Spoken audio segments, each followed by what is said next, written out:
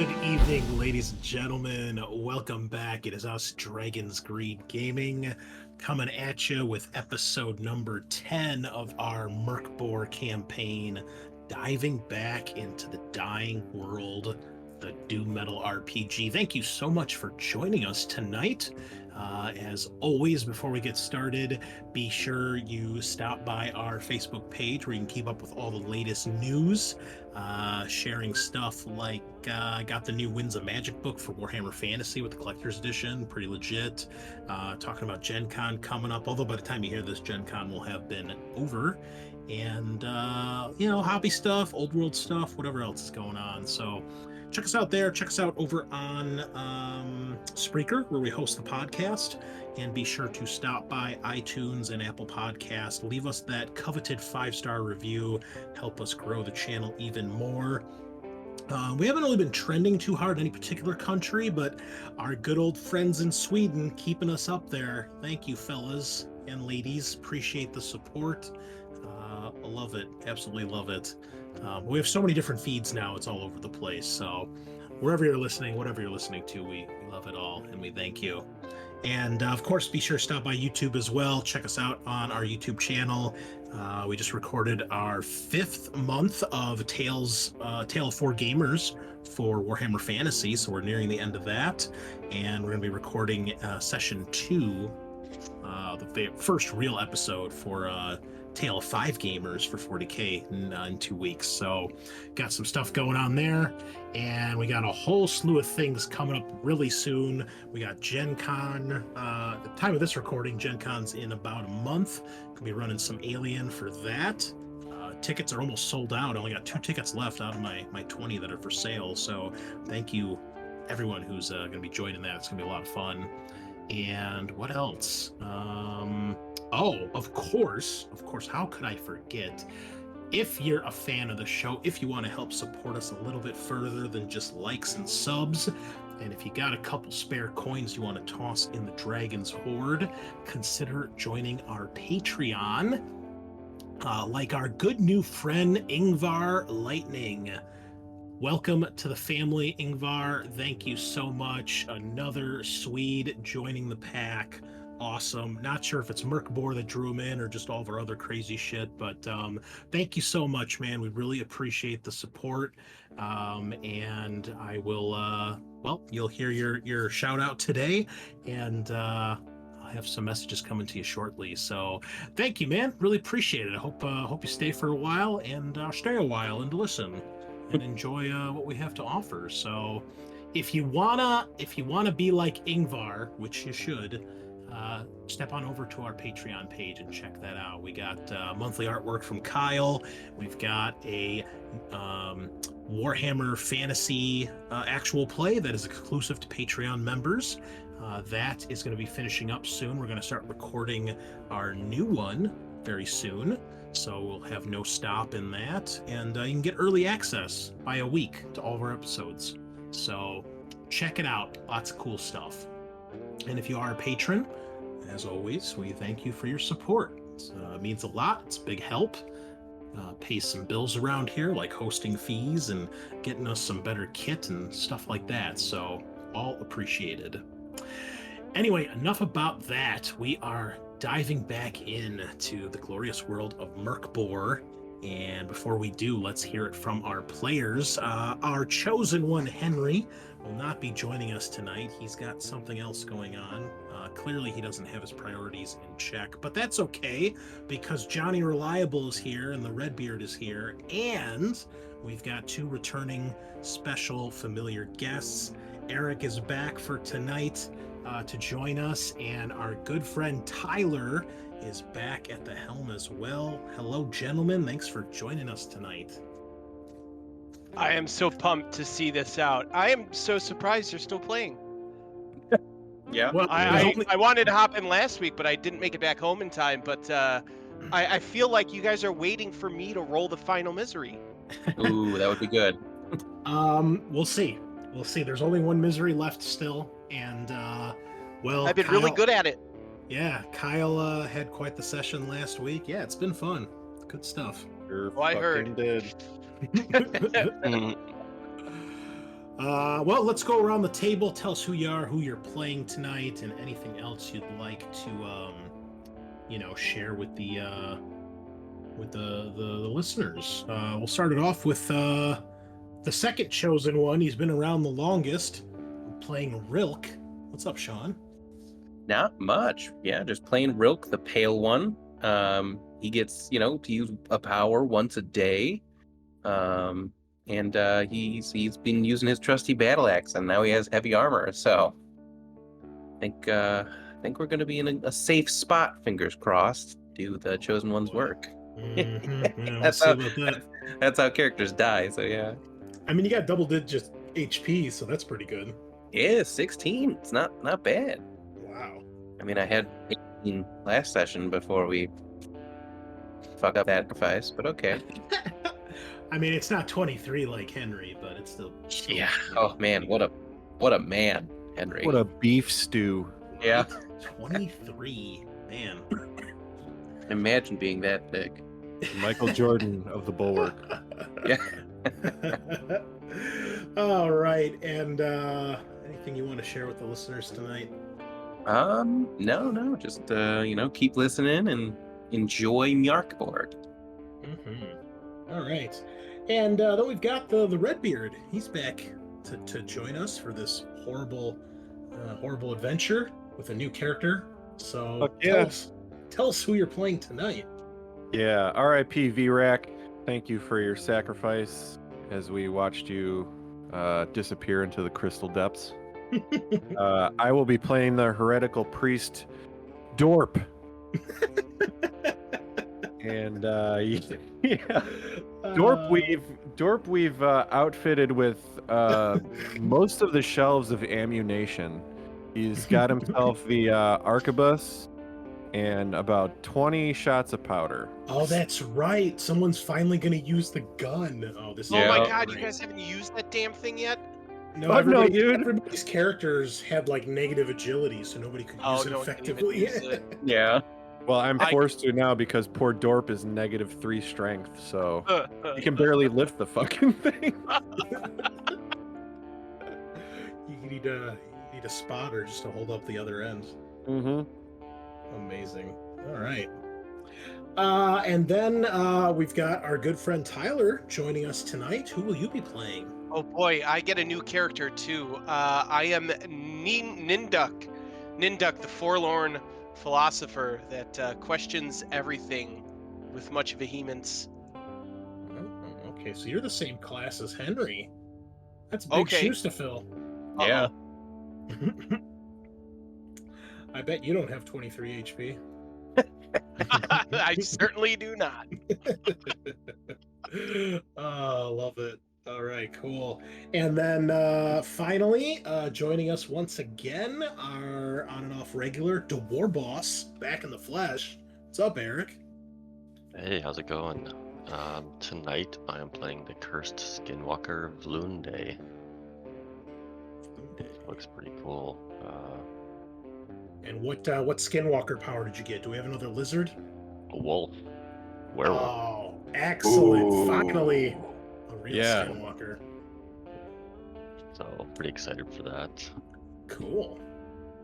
All right. But Anything I, else going on? So, I decided to prime my world leaders for our Tale of Gamers. Mm-hmm. And it is not a good time in Texas to be priming, so they quickly went into a purple power bath because they came out very fuzzy. Oh, is it super hot? Yeah, it's like, I mean, our temperature this week is going to be about 105 all week long. Fuck. How's your Jeez. ACs doing?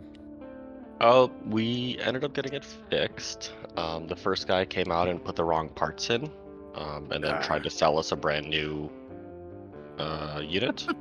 Oh, So we got a second opinion, and he's like, "Oh yeah, he put the wrong motor in," and yeah, so now we're dealing with our bunch of shit trying to get some money back for double paying that. Ah, bullshit. that's some bullshit. Yeah. What scumbag? Yeah. You're scumbag, sir. If you're listening to this, you should be ashamed of yourself. Really should be. Right. Well, I was gonna prime models, but I got distracted doing other stuff. So, mostly ravaging the countryside of Lithwan in Warhammer Total War. So, got to put those hives in their place with my beastmen. That's fun, let me tell you. There's nothing more enjoyable than just turning the map into a charred, burnt-out ruin that nobody else can inhabit. I'm telling you, this is the way to play Total War. Don't bother with cities, just burn everything down. It's way more fun. I got a cat here too. What's up, kitty?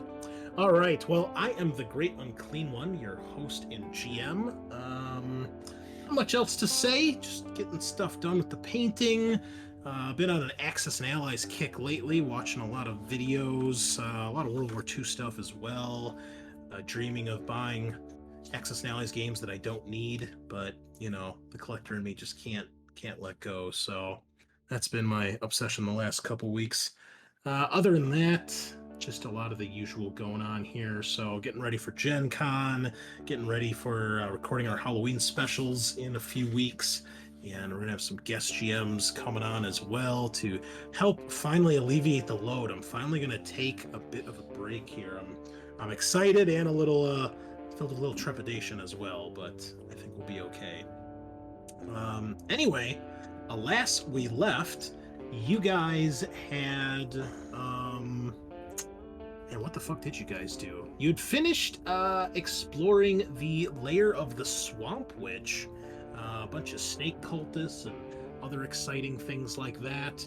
You eventually found the altar where you could supposedly make a wish, and Henry did indeed wish to avoid the apocalypse. It seems to have worked, but not before it drained the life out of everybody, and everybody lost permanent hit points. That was pretty cool. Very cool. And then when you guys got back to Cravenford, the deacon had a vision explaining that she had, or not the deacon, Svendel, the beggar guy, I think it was. I don't even remember. It's been a week. I can't tell what the hell's going on. Yeah, it started with the beggar dude.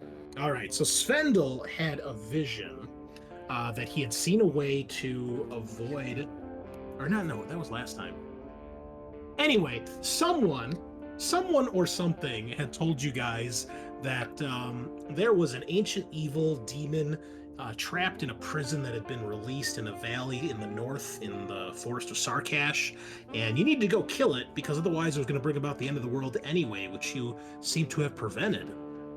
The deacon then said that she could potentially get more information if you guys were to give a proper, willing sacrifice to the Becklure, upon which all eyes fell on Vrak, the youngest member of the group, and he agreed, surprisingly, and was then brutally executed by being thrown into the crystal depths with chains and heavy rocks, and Henry and Rilk were forced to help carry out this execution.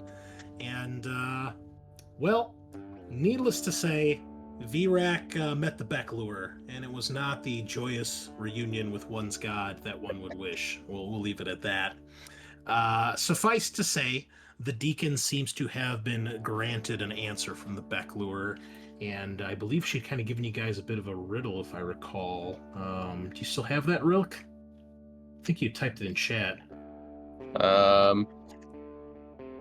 Sarkash North. There's a death ziggurat hidden in another realm. Priests carry keys. Find the key to find the demon.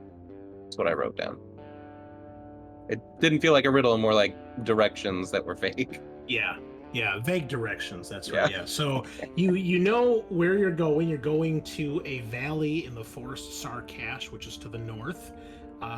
There is a thing called the Death Ziggurat, which, if you're not sure what a ziggurat is, it's like one of those ancient Aztec or Mayan temples, like a stepped pyramid, or if you're a Warhammer fan, it's what the Chaos Dwarves like to hang out in.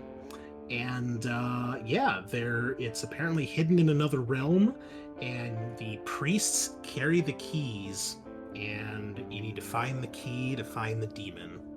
So We'll see if Virak's sacrifice was worth that or not. You guys then gathered up all your shit in Henry's magnificent wagon, spent a bunch of money because you randomly found 750 in the floor in the Yeah. last dungeon, and equipped everybody with a bunch of gear. And then you gathered several other members of the Blighted Bulwark to go with you, as it is a dangerous long journey, and there's sure to be casualties. So, I don't recall how many you took with, though. Do you remember, Sean or Kyle? Extra dues, I think it was 5. Yeah, I think 5. All right, 5 sounds fair. I don't see anything here, so yeah, I don't know. Yeah, I think we just set it at 5 because, well, if we go over 5, I mean, what are we doing here? Things are going real bad if we need Yeah. 5s. All right. So, you guys had set out with your new companions, being led by the Chosen One, and you had headed northeast. So, again, your village of Cravenford is somewhere here on the peninsula of Grift, and Sarkash is this part of the map right here, and is about a 3-day journey, give or take, to get to the forest. So, you first crossed one of the massive bridges over the Mur, this black, bottomless, dark channel, and these bridges were astronomically large, as if they were built by giants or other mythical creatures, and they were so long, the chasm so large to cross, that you couldn't actually see the other side due to all the fog and smoke. You made your way across, and when you had finally gotten back into the wilderness, on the basically the end of the first day, beginning of the second day, you guys came across, I believe it was like an old dilapidated chapel. Does that sound right? I think. I thought it was like Yeah, something in a abandoned forest. graveyard. Yeah. Abandoned graveyard with an old crumbling chapel. Okay, so it was both. Gotcha. All right. Yeah, and you decided to stop and check it out, because why not? So, oh, cat's destroying the GM screen here. Okay. So with that being said, that is where we will begin. So, why don't we start with Tyler and Eric? Why don't you describe what your characters look like as you and 3 other nameless red shirts of the Blighted Bulwark are standing here with Rilk and Henry and that other guy, Dorp. Well, Ninduk, I guess he kind of has some flowing robes. He kind of looks a little posh for the normal troopers you guys get. You know, one might call him handsome. He has long flowing hair. He doesn't look like much of a fighter, but Ooh. he just kind of has a look on his face that like someone shit in his cereal this morning. All right, he just has like just this really sourpuss look. You kind of just want to punch him in the face. He hasn't even said anything yet, and you look like you want to punch him in the face. Oh, I know the type. I'm familiar. Okay. And how about Valunde? Vlunde. So Vlunde is kind of tall, short, black hair, or like black stubble as well. Got a really long nose, and like is constantly coughing and like spitting because he just like he's like trying to clear his throat all the time. Lovely. Yeah. Got a short sword on his belt. But you know, just kind of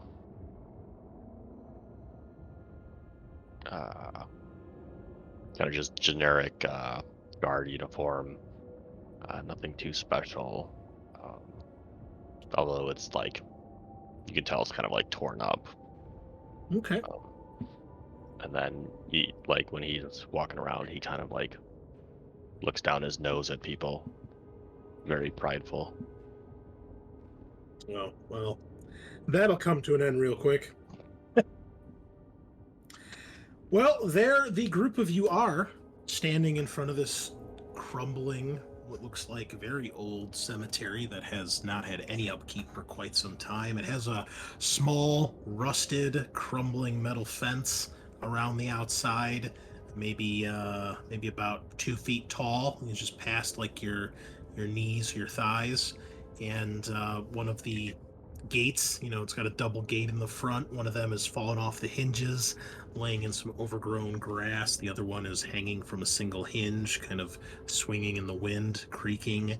And then beyond the crumbling gravestones, there is what looks like abandoned, dilapidated chapel with an inverted inverted cross at the top. Although it looks like it's kind of sunken into the roof a little bit, as if the roof is partially collapsed. So there you go. What do you do? Do we see anything like going on around the area, or? No, it's quiet. There's a bit of a fog kind of hanging low. World has a very bleak gray look and feel to it at the moment. Mm-hmm. Trees here are mostly dead with very few leaves.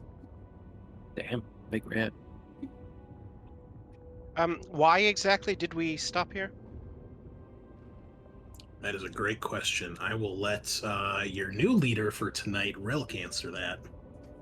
Well, there's a chapel, and our chosen one feels the need to maybe pray at the chapel and cleanse it in the Becklur's name. I think we're Praying going to with that. to, If no that don't good work, for we can any of burn us. it. Okay. Both of you were talking. I couldn't hear. Go ahead. Praying's not going to do good for any of us. Not with that attitude, but the Becklure provides does. I've seen the miracles Henry does. It's insane. Watching him bisect 3 golems in a single swing. Inspiring. Yes, very droll. That's why I'm here. I wanted to see all this stuff in person. Okay, well, But I was saying that if, we can't cleanse the place, we could, cleanse it with, like, fire. We've heard a lot of your team. Oh yeah, at this point, Henry is truly believed to be the chosen one, and the chosen one of the Becklure. For nothing can kill him, and he has slain many mighty beasts, and he's come back from every single mission. And So, he's got the end of the world, just saying. yep, and he's got the Chaos Blade. So, I mean, what else do you need? Man, stacked. I mean, that is it. There is some extra equipment in the wagon as well, if anybody wants to use anything for tonight. Yeah, Correct. it's one of the character sheets, the Chosen One's wagon. We put a bunch of shit in there, so... Ooh, nice. Oh, yeah. Yeah, real Fucking- quick. If you guys look at, we have is it a trinket? Or a weapon, the Claw of the Sloth. It's fucking cool. Oh yeah, we have an artifact. These guys are so stacked they've Artifact. put legendary artifacts in the wagon. Okay, it's like Yeah, we're playing Diablo right now. Yeah. Well, let's not forget, I let 2 legendary artifacts get eaten, digested, and dissolved. That's So, true. Yeah. You're welcome. Chris, I Just need to hold- roll you for didn't my unequip power all your- today. Stuff when you got sacrificed. Sorry, what's that, Sean? I need to roll for my power. Okay. ahead. So yeah, let me just 1, 2, 3. It's an unholy one. Nice. It's an unholy one. Nice. Love to see that. Where are you, scrolls? Roll. In the wagon, it has a Zweihander that's very sharp. Eyelid blinds the mind. I think that's the invisible one that Henry always uses. Turbo sick. No, Nope, it's a never mind. sleep spell. Yeah. It's cool. Okay. Yeah. I mean, that's pretty good too. All right. Well, let's just check it out for the chosen one, and maybe offer a quick prayer to the Becklure and be on our way. Okay. Does everybody go inside? Well, Real Quill. Hopefully, people follow him. Into the chapel? Yeah. I mean, we should probably look around the outside first. Can I Yeah. take the dagger and shield then if no one wants it? Yeah, go for it. I'm gonna drop my femur in there. The claw's a better weapon than the femur I have. Wow. That's a good choice. That's a good choice. It's hard Can to I let have go. an actual weapon, please? I mean, it's not bad. It's D4. It's like starting Dark Souls as the naked guy. Yeah, Pretty that much. was the fucking wretched soul or whatever it's Yeah. called. That's amazing. All right. Yeah, so Dorp is gonna look at Rilk and go, I'll go around the back. And as he does, will start to relieve himself on the side of the building. I guess. As a heretical priest, he fucking hates chapels, so he has to desecrate it in some way. All right. What's everybody else doing? I'm checking around the like the graveyard and just seeing if there's any defaced graves that I can wipe off and apologize to and hope they go cleanly into the Becklor's name. All right. And Does anyone have an oil lamp, or should I keep mine on me?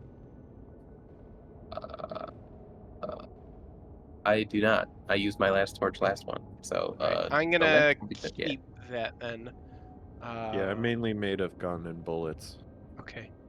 I'll keep that then, and I'll have that if it's too dark to see. I'll crack it out. I guess I'll go inside too, and I'll be kind of taking a look to see if there's anything I can read that's interesting. okay. Eric, how about you? I'm just gonna kind of like sniff around the perimeter. Just keep everybody in my line of sight. All right. Everybody give me a DR 12 presence test. Son of a bitch. Hey, I got a nat 20. 12. Hey. Nat 20. Okay. Yeah, doesn't give me those cool sound effects. So, Rilk, you are not finding any gravestones that are legible. The names have long since been worn off, and some of them are barely recognizable as the shape of a tombstone. They're so weather-worn. However, you do hear what sounds like a sound from inside the chapel. It sounds like a loud, like a bang, like something fell or dropped. Not like a gun, but like something hitting the floor maybe. But everybody else who passed, you hear that as well. Dorp, you're busy over on the side of the temple, desecrating it as you do. And as you are relieving yourself, the ground in front of you begins to move. And out from where you are taking a leak, you see the desiccated head of a zombie burst through the ground and reach for you. God! Cramps for your junk. It's a surprise attack here because you failed your test. Shit. So it's just going to automatically do D4 damage as it latches onto you and tries to like bite your ankle or like dig its claws into your leg. So please just roll D4 damage against any armor you may have. Alrighty. Can I just do that with the defense? No. Or just... I don't know. No, Okay. because that'll do it. I mean, you can just ignore the D20. Oh, roll. I'll just... So I got D4 for You could just armor make as the well. DR like impossible to get, like 25. 1d4.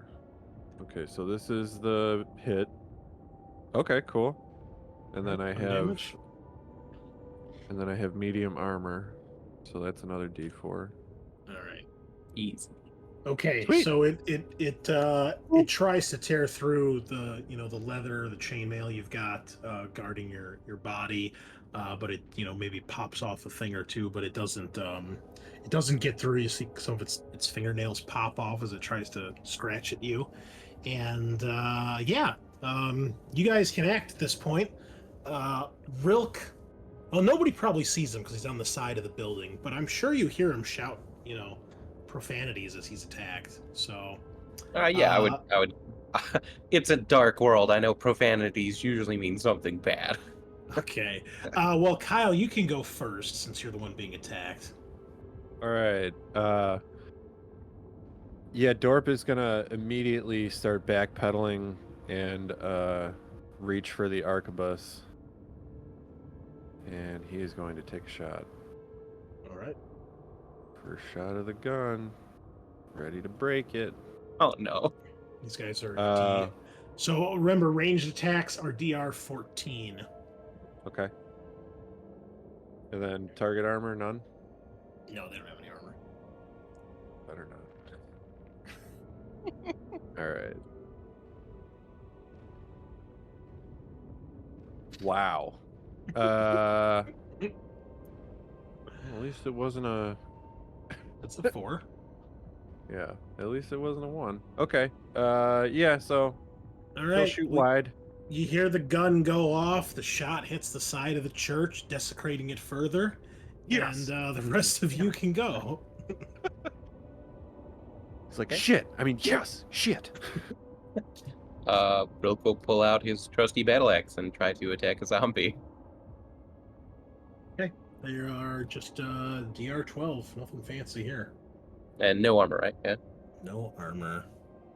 And this one's still like getting himself out of the dirt too, so he's kind of a prone 3 target. damage. Okay. Not enough to kill him, but you lob one of his arms off as he's digging himself out of the ground. Nice. Eric and Tyler, you guys may act. Can I shift an attack? I'm sorry? Can I shift an attack? Yes. How does that work? Yeah. Oops. I don't know what I clicked. That was the initial Oh. button. Okay, so I'm gonna shift into my wolf form and attack the nearest zombie. What is their armor? Oh, no armor, you said. DR 12? Yep.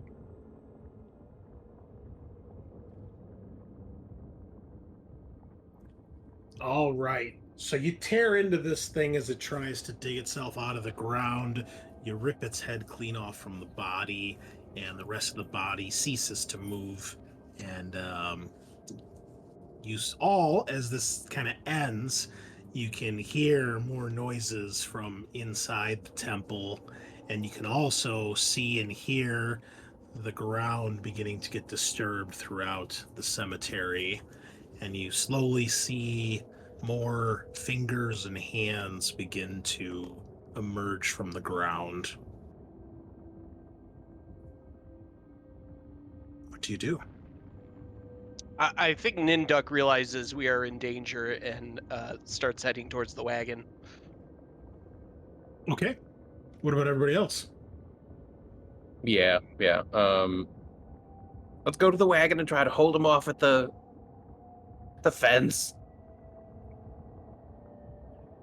All right. Does everybody else go with him? Oh hell yeah. Yeah. Dorp is waddling his ass as fast as he can to All that right. wagon. Well, it's easy to outrun these things as they pull themselves from their graves, and eventually you see that there's about half a dozen corpses that begin to shamble in your guys' direction, reaching out with flesh or bony hands and flesh hanging from their faces, old rotted clothing, and you making classic zombie grunts and moans. They're slow, but they eventually reach the gate and begin to stumble either over the fence or through the broken gate towards you guys. If you guys want to roll initiative here, and we can start up a little fight. More importantly, start up a little music. Oh yes, the undead are here. Dang it. You love it. What's a good song? How about this one? It's my favorite one. All right. Well, zombies attack. There are 4 of you and 6 of them. So everybody make one defensive roll, and I'll roll for the other 2 here. Oh boy. Kyle, Dorp, you are getting triple teamed by zombies. Oh, Oof. fuck you guys. Oh, nat 20, the duck. 20. Get to make a free attack. Oh my god. So amazing. What are these guys? DR what? They are DR 12, and they Uh-huh. do D4 damage. Okay. Get my first fucking roll. Oh, that was no. me. Okay. Another nat 20? 2. Ouch. The dice must have gotten bounced. Uh, Okay, did- let our listeners know what you guys are rolling here, since they don't Oh. see what the hell's going on. Looks like I got a hit. I did 1 damage with this claw, and I think I rolled it on. Do I roll a separate dice for this special ability? Let me see this. D4 damage on the roll of a 1, which I guess I got, right? Attack and defense, DR against the target are -2 next round. If Okay. DR reaches 0, the target's frozen in place permanently. All right. Well, you see it definitely affects the creature as it begins to slow, despite not really doing much damage. It's going even slower. Yep. Let's see. Dorp, his first hit takes 2 damage, which is it's not great. Okay. But he's hanging tough, sort of. Second of 3. Come on, buddy. Oh, no. It falls no. in thick. Oh, 0 damage. oh, you are lucky. On a natural 1, Kyle took 0 damage because his armor rolled up 4. Yeah, but my armor is reduced by a tier. Yeah, Oof. so the second zombie goes for the throat and it sinks its teeth into your shoulder, and parts of the chain from the chainmail just get shattered and ripped as some of its teeth also get ripped from its mouth, and there's a hole in the armor now as like part of the sleeve just detaches from the rest of the armor. But the teeth are in your armor, not in your arm. I do have an. I'm not gonna spend an omen on that because this next roll is probably gonna be a motherfucker. So okay, yeah, bummer. I'm down a tier of armor, but still alive. So here we go. And 0 damage. I will take that. Third. 0 damage. Okay, cool. I Very was nice. hit, but I take no damage. So out of 3 hits, I take 2. So that's not bad. Right. And Rilk and Eric, did you guys defend? I defended once. Do I need 2 more? Just 2 total. 2 Oh, total. no, just 1. Oh, Yeah, the- I the defended extra- once as well. The extra 2 attacked. Okay. Yeah. I took 3 damage. I got bit. Oh, damn. I rolled a 7. They did 3 damage, and I negated 3 damage, so I took 0. All right. So it is on as the zombies swarm you guys, and it is now your turn. Can I move towards Dorp and try to like aggro one of the guys beating him to death? It's like a big mosh pit of bodies at this point. Okay. So Yeah, I'll try to attack one of the ones attacking him so he doesn't die. You tried to get all regimented and organized, and now it's just a mass of bodies. Damn. Rolled 10, miss. Okay, next.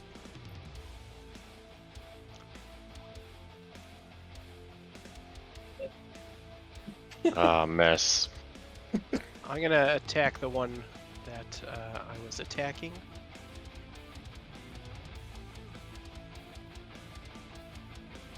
So he goes down to a 10 then, yes? He goes Yes. -2. Alright, great. very good. Ooh, miss. Man, you guys are good at this. Should have kept that femur. Yeah. Yeah. So Dorp misses again wildly, but luckily doesn't hit Rilk. Okay. Well, that's not great. Oh wait, remember you have a black powder weapon. You gotta reload that thing. Fuck. Reloading takes D6 plus 2 rounds unless stated otherwise. Oh shit. Okay. Cannot reload with an enemy within melee range. Damn. Oh boy. Okay. Well, that's at least good that I get a powder shot back. Better start swinging that gun. Swing it like a club. Yeah. Like the good old days. What's the what is it? 2d6? D6 plus 2. Oh, d6 plus 2. So, That's a long time. yeah. Damn. Yeah. You guys thought Warhammer was brutal. Gonna be full 6. Yeah, but it You ignores mother- armor. 7 rounds. Well, I mean, you got to shoot once. Yeah. That's neat. That was pretty Um, cool, right? At this rate, your ammo will last the whole adventure. Yeah. I mean, you guys will have the ammo probably longer than you'll have Dorp. All right, let's do this. So, Arquebus. So that'll be just a strength, right? Yeah, it'll be strength D4 damage. It's counted as like a improvised weapon club. Yeah, here we go. This is my best. Oh shit. Okay. Nat so 20. Nat 20, 1d4. You crit, bro. Times 2, it's a crit. Oh. So a d8. Just 2d4. No, you roll 2d4. You roll D4 and you multiply the result. Yeah. Oh, okay. Yeah. Yeah, Hey. 2. Oof. 1 plus 1. We're All doing right. good. Well, you bash the one that bit you in the mouth, and you Fucker. just knock off its mandible, leaving it with no lower jaw. But it is still standing. Uh-oh. The rest of you can go. Everybody missed, didn't they? Yes. You guys are so bad at this. We're so good, bro. Yeah. Okay. Well, everyone is getting attacked again. We'll say 2 on Sean this time since he's trying to actively distract one. Nice. And then only 2 on Kyle instead of 3. Woo. Thank you, sir. One You for mean? Sean and, or 1 for Tyler and Eric. First one does no damage. Oh. Moon Day, yeah. The second one does 1 damage. Oh. Everybody's heavy eyes arm. is in the way. I can't see. That heavy armor shield is really, It's doing work.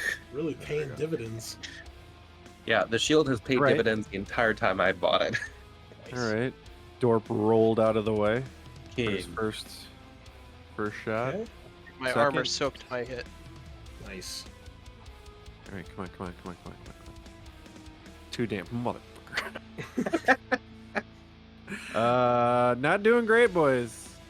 All right, Dorp is quickly getting overwhelmed. You have fighting omens. with his gun in melee combat. But it is your turn, heroes. Alright, gonna attack a zombie again.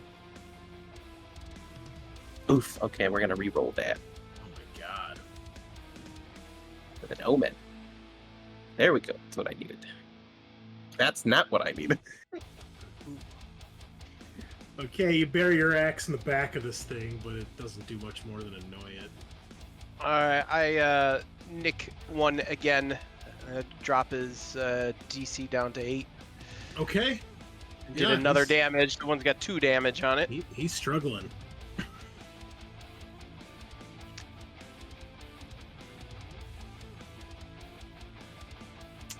There we go. Ooh, got one for 5 damage. All right, so Oh. Volunde in your werewolf form, you just shred this thing into pieces, and it just kind of collapses as old tendons snap, and it has no way to really support itself, and you have a undead heap in front of you that is no longer trying to kill you. Unfortunately, the rest of them still are, so 2 on Kyle, 2 on Sean, 1 on Tyler. Oh, a 19 for the first dodge. then 11 fails, but my armor holds true. Wow. Yeah, big Did wow. 4 damage and you still soaked it all. Yeah, it soaked 6. Dodged it. Okay. Shifty. Oh, that's not good. You can use an omen to just make that a success, right? Don't Oh, get wait, no. Killed by chip damage here. Yeah. Yeah, what is the reroll lower damage. You can just Lower reduce the damage by Yeah. Yeah. I'm sorry, what are you doing? Lowering the damage by d6. Okay, so you only took 1 damage, so you don't have to roll, so you're fine. How's Diorp? Oh man. How's Diorp looking? Not great, dude. This is Great, yeah. yeah. It's a bad moment. This We is how got you one die. more. We got one more, and this could be. There's 2 zombies. This could be. Oh man. Bye, Dorp. Got any more omens? Nope. Oh no. Oh, that's why we brought other guys. Yep. Bye, Dorp. Dead? Negative HP? God. Yep. Alright. Well, you see Dorp gets swarmed by these 2 zombies that he just can't keep away, and they just slowly clawing him, biting him, and eventually he just collapses under their weight, screaming as they rip his throat out and begin to tear through his stomach and pull out some entrails to munch on. Wow. Okay, I'll add him to the list. Yep. Hang on, I gotta take a picture of his inventory so I can roll my new fucking guy. Your guy can roll up, steal it, and Yep. Well, I mean, you guys can pick it up. Oh man, that's awesome. recruit number 2. Step forward. Your name is Dorp number 2. There Or is 2. nothing better than having a character die in his first combat, the beginning of the session, to a Nothing. random encounter that we rolled on a random chart. Yeah. This Yeah. is why this game is incredible. Okay, moving on. You guys are up, I think, Yeah. You're up. as your friend dies screaming. Save us, Eric. Oh, there we go. Here we Okay. go. Done like 8 damage to this thing at this point. All right, yes, that will finally Easy. kill it as you put it down. Easy. Oh my god. Did another damage to it. Its DC's down to fucking 6. Hold on. You're rolling 1d1. Oh, that's why. You need a new weapon. Yeah. Oh, that I thought this thing was a It is a dagger. It's Oh, supposed to be that's 1d4. hilarious. This thing's broken. it should be D4 damage. Piece of Oh, shit. it's I see. It's broken on the weapon sheet. Okay. I see. Oh my god, that's It should be hilarious. 1d4. I'm like, damn, I'm rolling a lot of I ones was tonight. like, there's no way he's rolling one after one after one. Oh shit. Yeah, why does it say 1d1? It should say 1d4. Yeah. Yeah. Okay. Oh my god, that's too funny. Great. Well, it's DR6 now. So, you know, if Yeah. anybody wants to kill it. Yeah, I'm gonna go get one of the ones attacking or ripping up Dorp. Okay. Help me! Oh, just wait till you see the new name, Come boys. on. 1 damage. Oh my god. And we really won tonight. Jesus. Okay. All right. I'm gonna roll for my my new guy's power. Yeah, who's your new character? He's a pale one named Creeply. Oh, Bet. Bet. Oh man. Amazing. Okay. Well, another pale one steps forward to join the fray. Brother. No. Is this the 40K episode all over again? Brother. Hey, you got the same one as I did. Actual Truly are brothers. Yep. All right. You guys may attack if anybody hasn't. Or still needs to. I think just creepily. Oh my God. Creeply. Creep Lee. That's amazing. It is your turn. Immediately, we'll try and use the eyelid blinds the mind. Okay. Go So for that's it. wield power, correct? Yes. Damn, nice. All right. All right. D5 creatures fall asleep for 1 hour unless they succeed on a DR14 test. All right. Roll a D5, and then I will make the test. Oh, Nice. Okay. Well, there are only 4 zombies remaining, so we will say it affects all of them. excellent. And DR14, huh? Wow, natural 1. Every single one of the zombies collapses into a nice, restful sleep.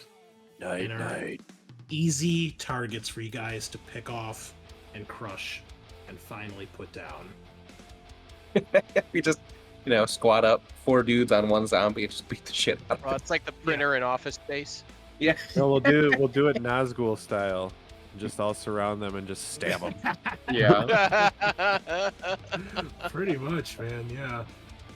All right, well, you have dispatched the guard, or the zombies, not without your own losses, though. Do a quick prayer for Dorp, and then we pillage his corpse. Oh yeah, I cut off his head so he doesn't become a zombie. I mean, Okay. that's- I was about to say, yeah, good job. Yeah, makes sense. Yeah. Then can we check out the church? You can.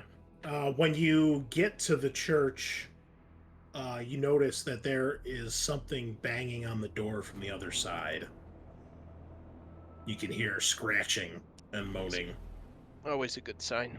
I think it's another zombie, guys. Wait, why are we here again? The chosen one wanted to pray here before our Can we glorious play quest. outside? We're I here, don't think that's how right. it works. I'm not the chosen one. You go have that attitude with the chosen one. We'll see what happens. Okay. Yeah, I don't know if we want to fight more zombies, so let's just go even. Are you guys staying or leaving? Do you guys want to stay and fight zombies or leave? What if we open the door to see if it's a zombie, and then if it's a zombie, we run, and then if it's not, I mean, if it's one zombie, we could probably then we take get it, but killed if by something else? Yeah, okay. So Makes sense? I'll stand in front with my shield and heavy armor. You guys open one of the doors, and I'll try to tank it. Okay. Did anybody take the gun? I think Creeply was going to take all of Dorp's items. Okay. Or is just laying in the mud? Yeah, I'll do that. Creepily will take it. Oh, man. And that he would hold it like you're not supposed to hold a gun, and just look at Rilk Look and down the go. barrel. Look at Rilk and go. How do you put killing things in this thing? Okay, so I mean, you put that portion up. Don't look down the barrel. Pour the powder in. Here's a little stamping stick. You stamp it down real far, and then you drop one of these smooth bore pellets in, and you point it at the enemy. And you say "for the Becklure" and pull the trigger. Oh, I know that. I know that last part. Okay. Yeah, yes, it's for the Becklure. It's very important that you shout that as loud as you can. You shouting will counteract the loudness of the bang and hopefully not make you go deaf. You know, that's. I didn't hear him say that, so maybe that's why. You also didn't see him hit. I'm just saying. It's true. All right. We'll assume you reload the gun before you open the door. Spend your 7 rounds reloading the gun. 35 seconds. Yeah. Well, Time to that's break fine. through the door by then. Just 1 second. Sorry, 1 second. I'm almost done. I swear, guys. Just 1 second. Sorry. I 1 mean, second. 35 seconds is probably pretty good to reload a black Yeah. powder weapon. Yeah. That's totally. In the Civil War, a trained soldier was supposed to be able to get off 3 shots in Like a minute? I think it was a minute or 2 minutes while running towards the enemy. Like, Yeah. come on, that's yeah. So, okay, well, okay, so you throw the door open. You've got Creepily standing there with his gun, looking over the shoulder of Rilk, and a large, decrepit corpse of a man who looks like he was rather tall and probably a portly individual at one point, comes shambling out to attack. Nice. Let's roll the initiative, someone. Someone else can roll. Let's see if he gets the drop on you, if you guys can get a shot off before he kills Rilk. No! He Oh, kills nope. Rilk. Okay. So, Rilk, make your defensive roll. This guy is also DR 12, Okay. but he does D6 damage. Okay. Easy. All It's right. called parrying. Okay, you block his clumsy attack, and you guys may proceed. Rilk will shout for the back door! Hoping a gunshot goes off.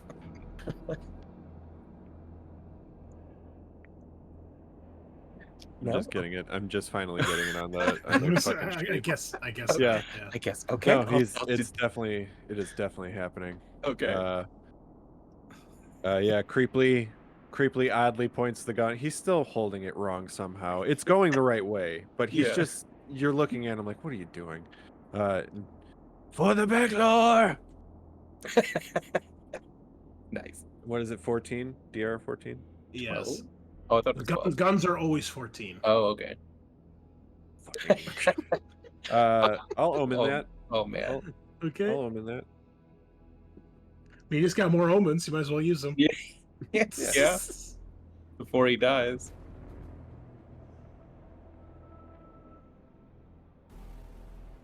Damn. Oh, close, but not quite.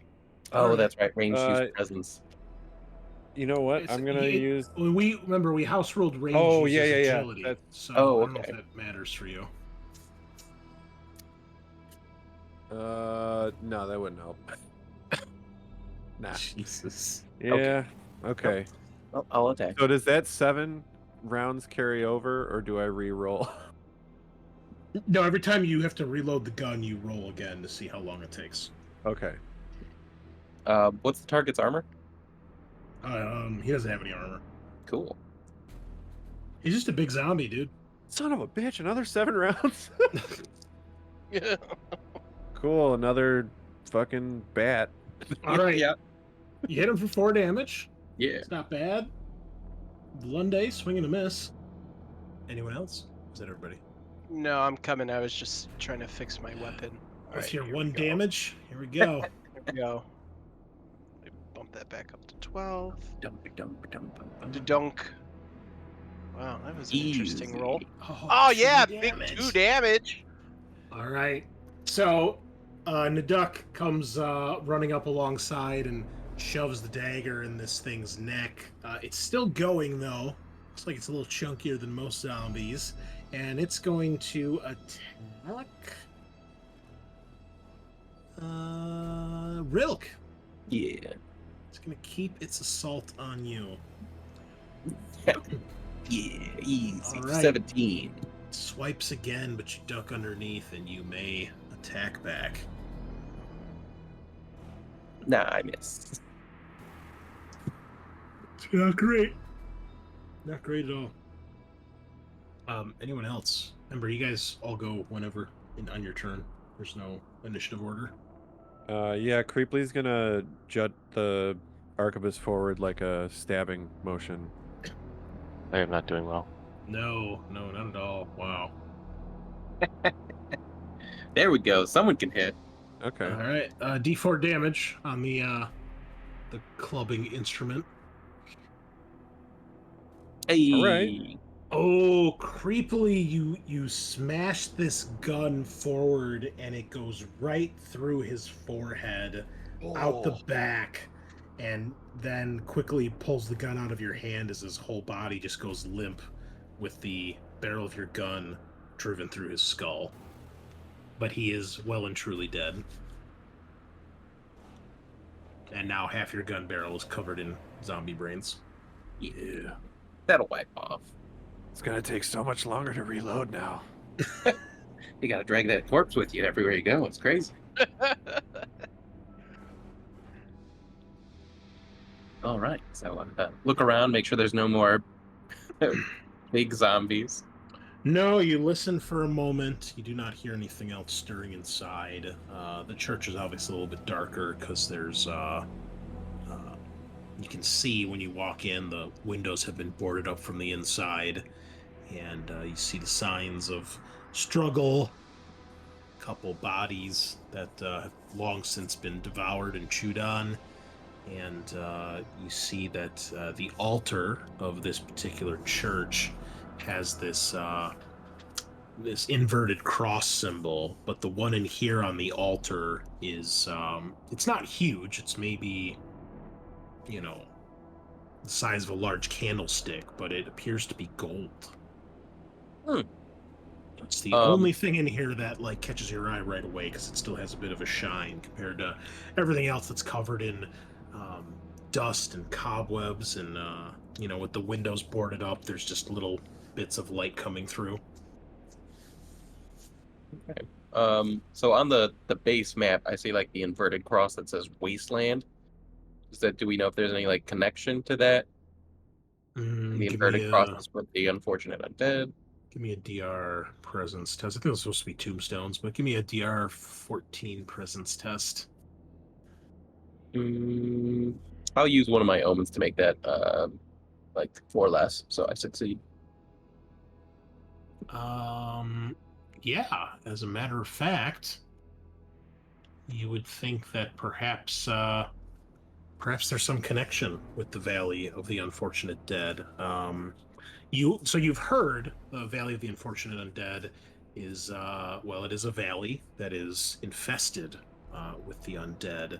You've heard a story that there is a cult there, and this symbol matches what you've heard about the cult.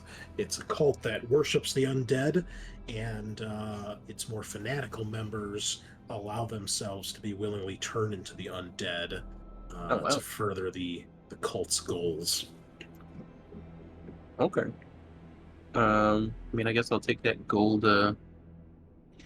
inverted cross. All right. It is worth 50 silver. Nice. Split that among the party. Desecrate that.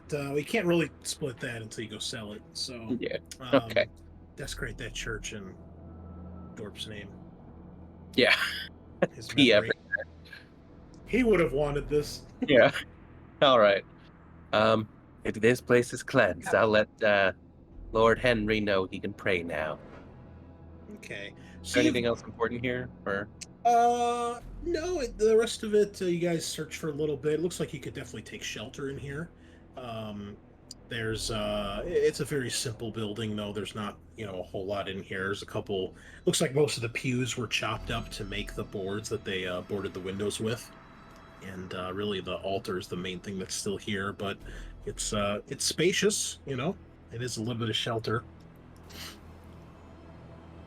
Are we getting towards that point at night where we'd need to like rest from traveling, or? Yeah, probably at this point. It's been a while. So Henry does come inside. You've noticed ever since you guys have more or less left Cravenford, and ever since Vrac's execution sacrifice, that Henry's been a little kind of withdrawn and forlorn, with kind of that 1,000-yard stare in his eye. So he does go towards the altar, and looks like he's having a little moment to himself. What does everybody else do? I am also forlorn, so I go have a seat with him and just kind of quiet for a bit, but then I might ask him, "What you thinking?"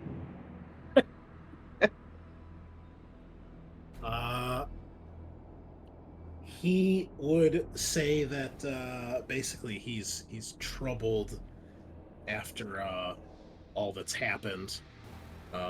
You can tell.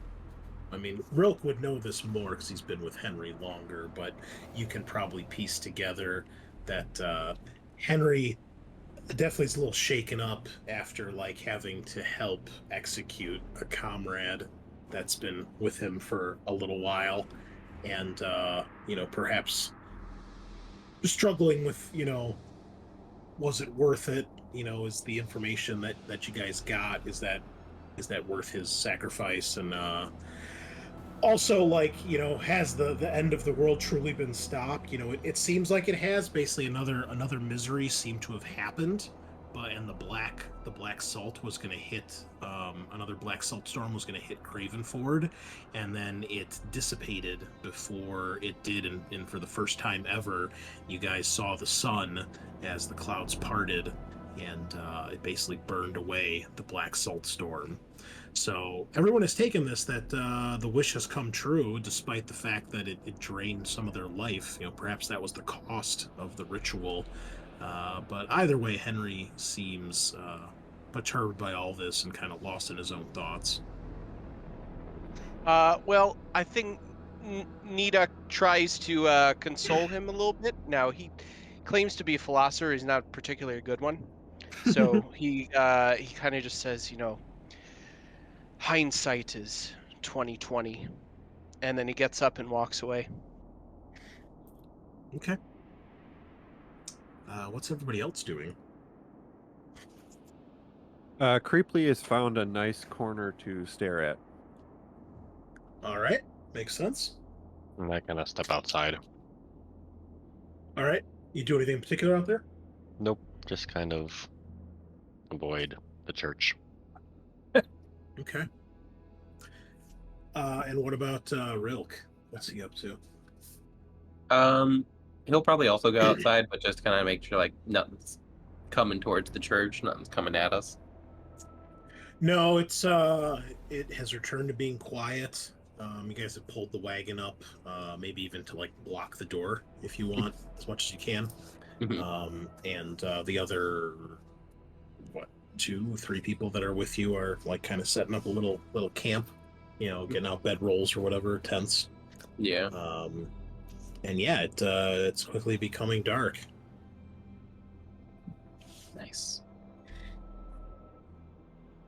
Well, unless anyone does anything particular, the next day comes around, and we need a roll here for the weather.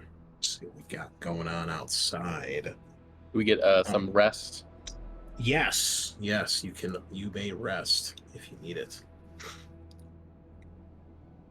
Continues to be a lifeless gray outside, as this area just seems absent of all color and quite dead. Can I ask a mechanics question? Are Yes. we not rolling for the miseries in the game, or we don't know right now because of what you guys accomplished? Oh no, we're still rolling. Okay. I forgot about that. Yeah. I don't know how I could forget about that, so yeah, please roll me a misery. Guest. Hell yeah. A D4, correct? Yes. Pachow! 4. Okay. Game continues, the world goes on. Yeah. So, you awake the next day, perhaps slightly refreshed, and it is time to continue your journey. I will need, let's see here, someone please roll me a D3.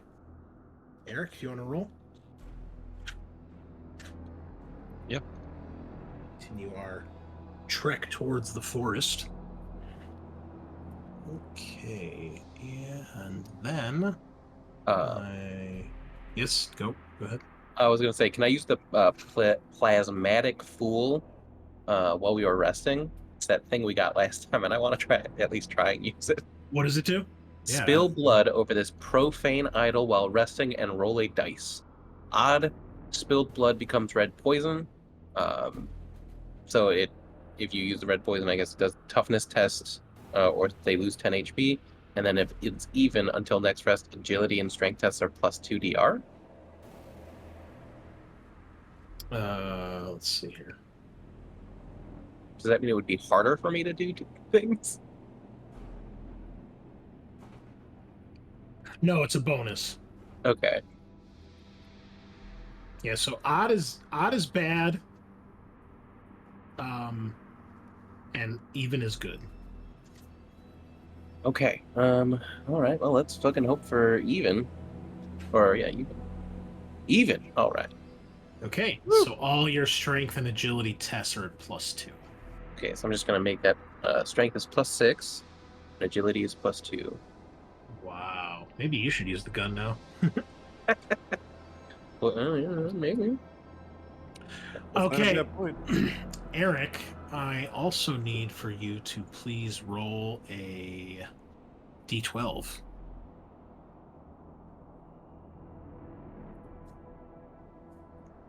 I'm looking at the right chart here. I think so. Yeah. Oops. I rolled it twice. My first one was 6. 6. Okay. I assume you guys eventually depart then and continue towards Sarkash? Yeah, I think so, unless someone else says something they want to do. No, let's Good go to for keep it. moving. Okay. Well, you guys continue on your way to the forest, heading north, as it continues to be this lifeless gray, devoiding the world of color, and everything seems very bleak the further you get, the closer you get to the forest. Looks like you're about halfway there, give or take. You do go through some winding paths. It's pretty rugged out here. Sometimes the main road just seems to get swallowed up by trees and foliage. Um, there are other woods you have to go through. The Sarkash forest is very large and imposing. It's kind of this black picket on the horizon, but you're still going through relatively undeveloped areas. Um, about maybe 2/3 of the way through the day, late afternoon, you come across a rather quaint, somewhat normal-looking village. Most of the homes here appear to be stone with kind of thatched roofs, kind of like a little bit like Rohan in Lord of the Rings. But the homes are obviously not as nice. They're a little bit more dilapidated, but stone with thatched roofs, and you can see that's probably about 24 buildings, give or take, just off the side of the road. What do you make of this? Probably just a village, I think, right? Does Is the... Oh, go Does it ahead. feel rare for us to see something this far out? Or None of you have really ever been outside of Cravenford, so you know that there are other villages out there, but not really visited many, if any. I mean, do we need any more supplies while we're traveling? Stop, pick up some stuff, and talk to the townsfolk, or just keep making our way through. might not be a bad idea to see what they know about the area. Yeah. See if they've heard Don't of wanna be unprepared. Yeah. We're really unlucky. Maybe one of the priests of Sarkash is here. I was gonna say this could also be full of zombies.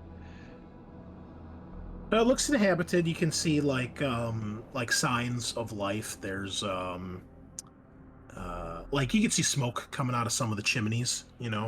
It's not terribly cold here, but it's not exactly warm. So Mm-hmm. yeah, I mean, you see stuff like that. You probably see a couple people milling about. It's not very busy, but it's definitely not zombie infested either. Gotcha. That's good.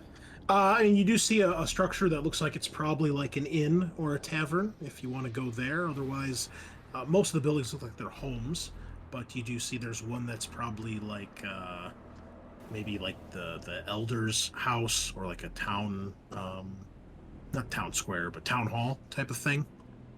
You see a couple like shops, like a butcher shop and small like market area. A couple people with like stands, stuff like that. The real news is usually in the bars, as they say. Perhaps we should go there first. Yeah. All right. Well, you enter this tavern. It's one of the larger buildings here. Looks like it actually has 2 floors. The inside is about what you would expect. It's not the most well kept, but it's not crumbling or falling apart either. A couple rickety tables in here and an old bar up at the front. You can see there is a tavern keeper here, and by the time you guys get here, there may be a couple people hanging out. Doesn't seem terribly busy, but the day is starting to wind down, so more people here than be in earlier. And you see the barkeep, large, bald man, got a bit of a belly, big arms, probably a strong guy back in the day, but now clearly past his prime. And looks like one of his eyes, it's kind of that milky white, like he probably can't see out of it. You see an old nasty scar across it, and he's got the stubble of like a long drooping mustache. And he greets you. Says, "Don't get many strangers around here. Have a seat. What can I do for you, gentlemen?" I'll say hello and ask the name of the village. He says, "I don't really have a name for our village. I guess too small. Too small to really put on the map."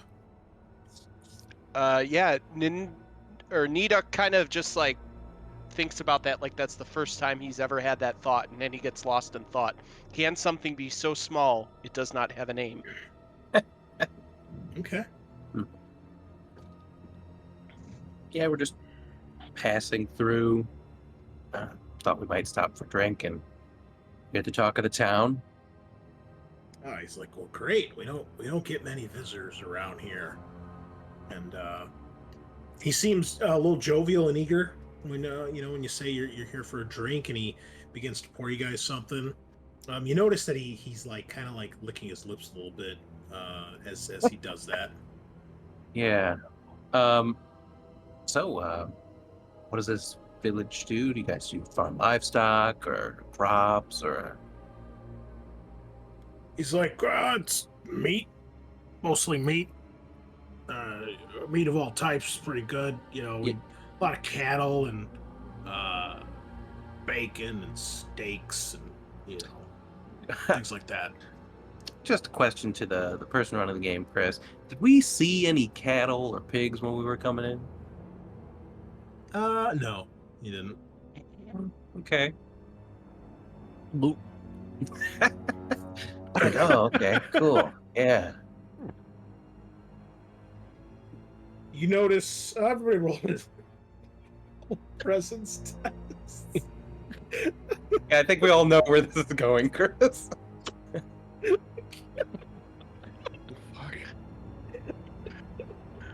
Oh god. Oh, Oh I god. got a 9. okay. I Everybody need for failed Rilk. except Rilk. Okay. Rilk, you can't help but notice that there's 3 other guys in the bar, right? Yeah. There's one sitting at the end of the bar, and there's 2 sitting at like a table that you guys walk past when you come in. And they all look like kind of scraggly, villager farmer guys, very basic, townsfolk clothing, tattered, not very well kept. About par for Merkbor. Yeah. And the guy at the end of the bar has just been like staring at you guys as he's taking sips of whatever he's drinking. And the other 2, obviously they've been watching you as well, and obviously muttering between themselves. And you see that that one of them has gotten up and he goes and he leaves the bar. He leaves the whole building. As should we. Yeah. Rilk, I think that guy at the end of the bar likes you. Yeah. I can tell. I Well, just wanted to let you know. Gives you a toothy grin and he kind of like raises his glass to you. yeah, Rook will I raise guess- his glass and not drink. Staying for dinner? Oh. Are we staying or are we the meal? That's the craziest. That's the craziest thing I've ever heard. Yeah. Yeah, we're gonna leave now. I have dried food. So Yeah. soon? I grab creepily. I say, "Come on, we're going." Oh, Yeah. okay. We're gonna get up and leave. As you guys are walking past the other guy at the table, let's see here. So Naduk, you're the last person in the line. You notice that he stands up and he starts to walk towards you guys and follow you as you guys are walking out the door.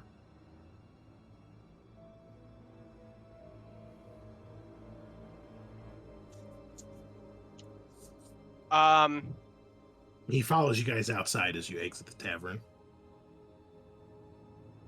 Do we notice anybody else outside the tavern?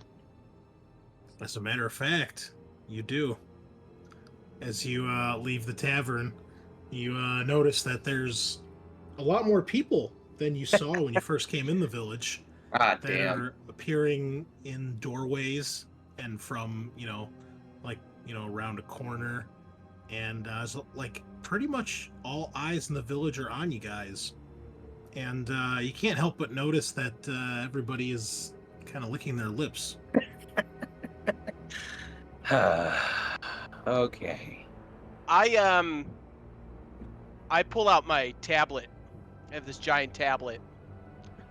And I said, "Don't make me use this. You're all gonna back away right now, or you're all gonna really pay." Chris, can Creeply take a presence test because he still doesn't know exactly what's going on? Sure. Yeah, go ahead. Nice. I Okay. think you have an idea what's going on. Oh, they're trying to eat us. Mm-hmm. Yeah, it was not a joke what I said in there. Oh shit. Actual honest to Beckler cannibals. Creeply takes out the arquebus and holds it incorrectly.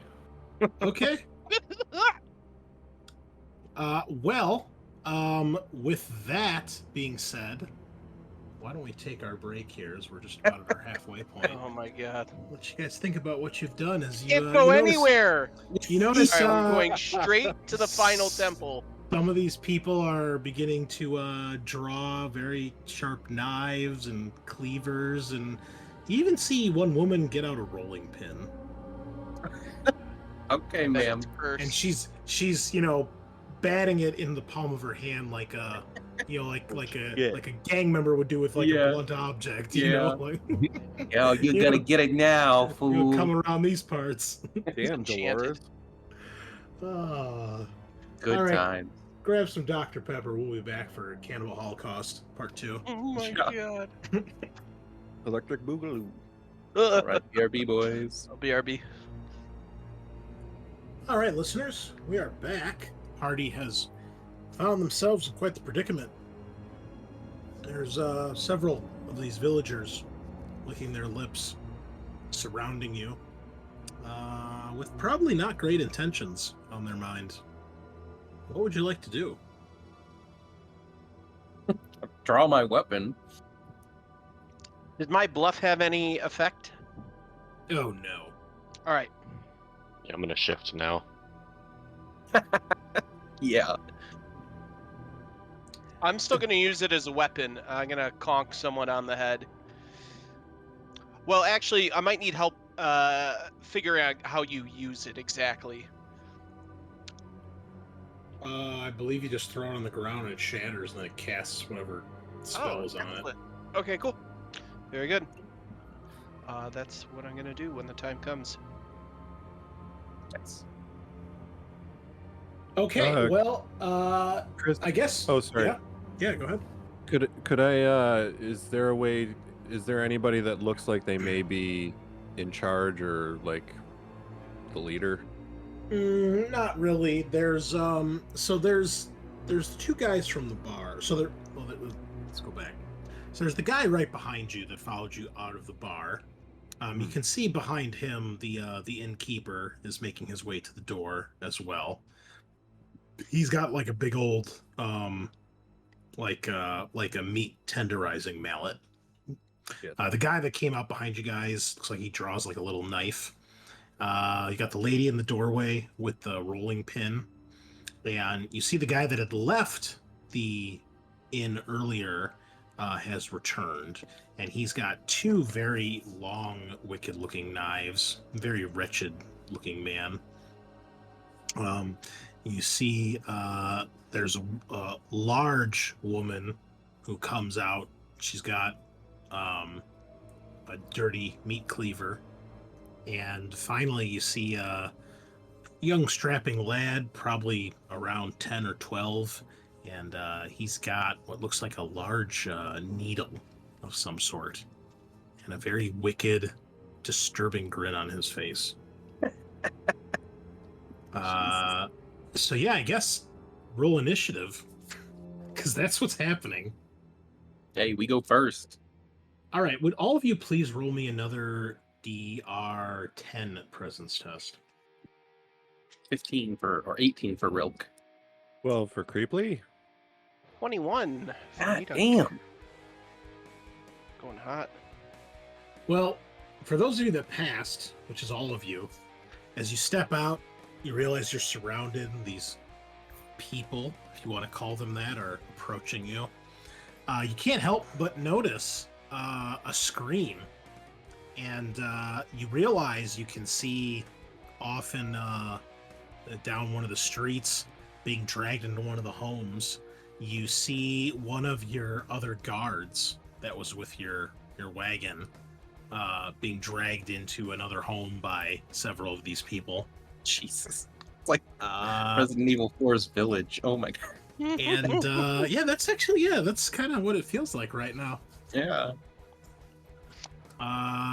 So yeah, what do you guys do? You're up. I find the bell and I ring it.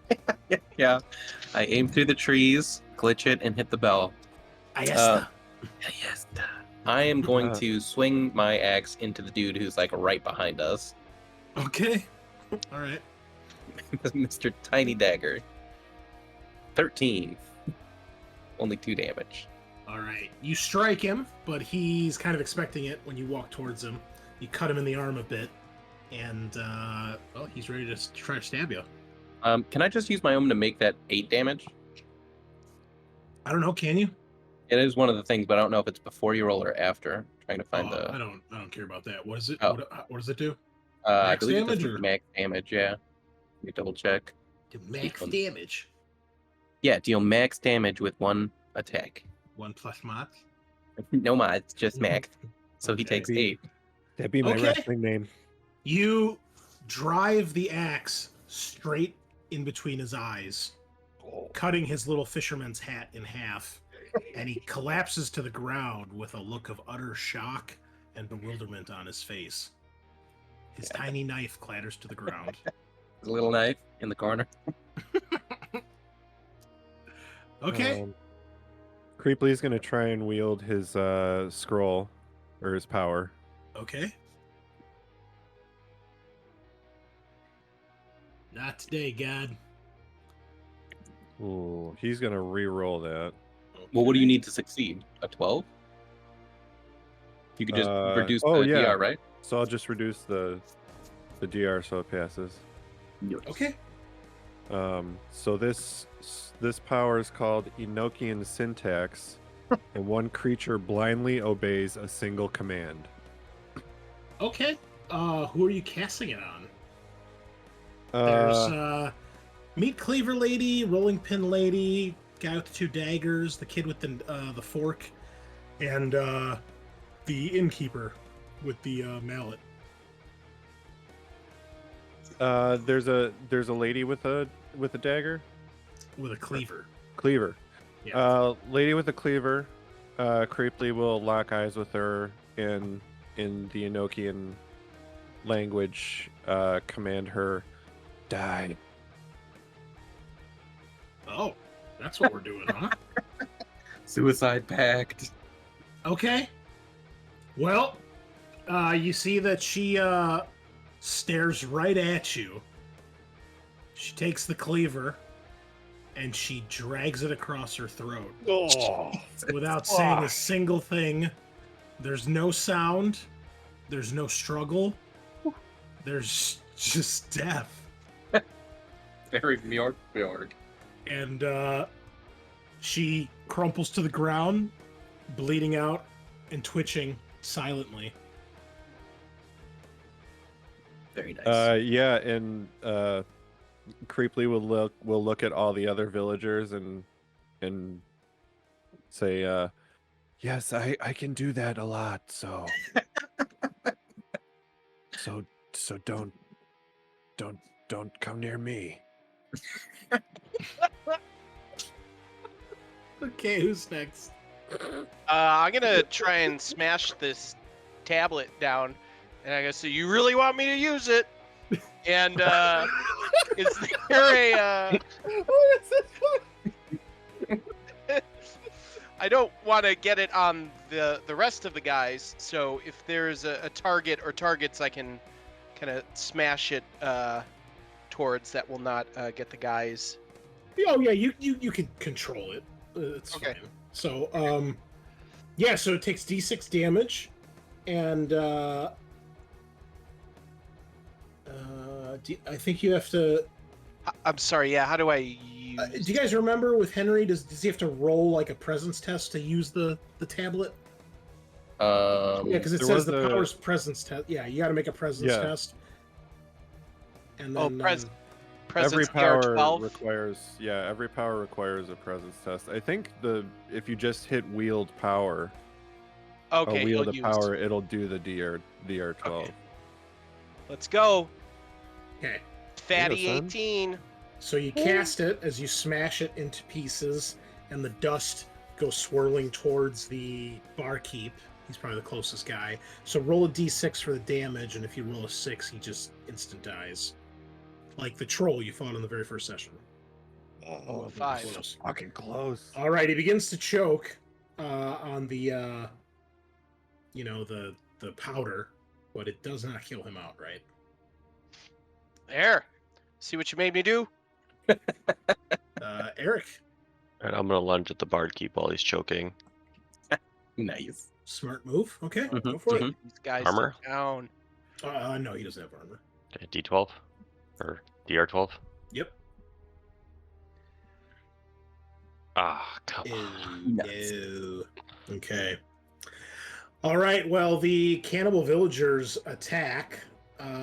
So, Vlunde, you're being attacked by the barkeep. He is DR12 and he does D6 damage with his mallet. Ooh. All right. You are cracked on the side for 2 damage. So he hits you right underneath the ribs.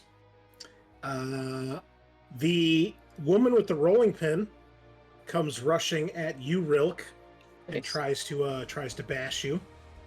DR12. D6 damage. She's only D4. Okay. Not today. All right. And the guy with the knives, he comes after you, Tyler. He's gonna have 2 attacks. DR12 doing D4 damage each. Alright. Defend. DR12, D4 damage. Alright, here's 1. Patunk. I'm going to. I'll soak the 1 damage. Let's see what happens Okay. on this next one. Alright. Oh, nice. Ooh, crit. Gain free attack. Nice. Alright. So you lure him in, you let him strike you with the first one, and you're ready with your parry and your on guard. Do I have to use my dagger, or can I use the spell? It has to be a melee weapon. Got it. Okay. Here you go. Oh man, on fire. Ooh, Or nice. All right. yeah, I got you a name strike for him. your town. How about Rectville, population U, and then I stab him. Got him. All right, and finally, the kid with the fork. He goes after Kyle, after Creepily. What did I just say? He is DR 14. Okay. Is he doing D4? Yes. Okay. Ow. All right. So he runs up to you and he jams the fork in the side of your knee. Oof. And it hurts like a mother. I would imagine. And he pulls it out and gets ready to stab you again. And he has a gleeful look on his face. You guys are up. I'm gonna do a roll, an omen roll to try and not take that damage. Okay. Cool. So soaks it. Okay. You are unscathed. So there's a rolling pin lady, double dagger guy, needle kid. kid or fork kid, and bartender. Yes. We're all paired off. And there's the screams of your companion in the distance. Well, yeah, you four are facing off against someone, so I'll help. I guess Eric kill the bartender. Okay.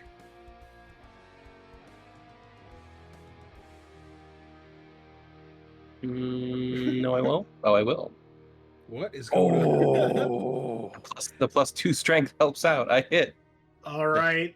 Yeah, you bury your axe into this guy's gut, and he lets out a cough of blood, keels over as he tries to hold his guts in, and just face down in the mud. We should try to save one of our other brothers who's being attacked. And yeah, it's my turn. Who's next? Creepily will take a shot at this boy. You're in melee. Remember, you can't use the gun in melee. He will swing at If this you- boy. If you want, you can attempt an agility test to break out of combat and then shoot. But if you fail, he'll get an attack on you. Yeah, we'll swing at his face. Okay. Hmm. Nope. Yeah, it's a big whiff. He's rather quick on his feet. Damn it. Who's left? Eric, I think. I don't think Tyler attacked either. Yeah. Oh, okay, go for it. I'm gonna use my spell again. The tablet is once per day. Oh, I will 'Cause not you- use. You throw the tablet on the ground and it shatters into a million pieces. I see. Got it. All right. I will go with stabbing then. I'll Okay. try and double up on that kid. All right. Come here, you little fucker. Food. Jesus. I'll just whiff that one. Oh boy, someone's getting a fork in the eye. All right, Eric. I go for the guy with the 2 knives. Okay. Oh, Man, damn. you guys are so awesome at this game. I love it. Okay, well, the kid with the fork is gonna try to stab Naduk, because you dare make fun of him. Alrighty. Oh yeah. Oh, block. Well done. All right, the lady with the rolling pin is still going after you, Sean, and the guy with the 2 daggers will turn his attention to Eric. She hits me. I take a damage. Damn, that's a heavy rolling pin right there. Dude, are you okay? Oh, I'm hurting 15 out of 16, boys. I might not make it. Shit. Really? What's the damage on the knives? You can rally. He does 2 attacks at D4 damage. Nice. All right, first one you soak, second one you dodge. All right, Hell yeah. not looking good for the cannibal villagers, but see what happens. You're up. With the Pale One's powers, Chris, is that like, can I use Enochian syntax as many times a day as I have uses? That'd be probably a question for Sean. I think so. I think so. It just says you can use one randomly rolled power, but it doesn't say once a day. So I think I think that's fair. Yeah, that's fine. All right, we'll give it another Oh shot. my goodness, what is this tank doing? He just like battering rammed the GM screen with his head. What? You okay? Yeah, so I will have a question if this goes through. It will not. Oh, wait. Oh, no, it's a failure. Boom. Dizzy for an hour, 1 damage. Yeah, fine. Ah, shit. You want to re-roll that? I have an omen I can use if you don't want to. I'd hold on to the omen. We might need some of those. Okay. So that's fine. I'll just yeah. So I fail, I take 1 damage, and then I'm dizzy for an hour, and I can't use the power in that time. Okay. Um, Anyone else? I'm gonna attack the kid again.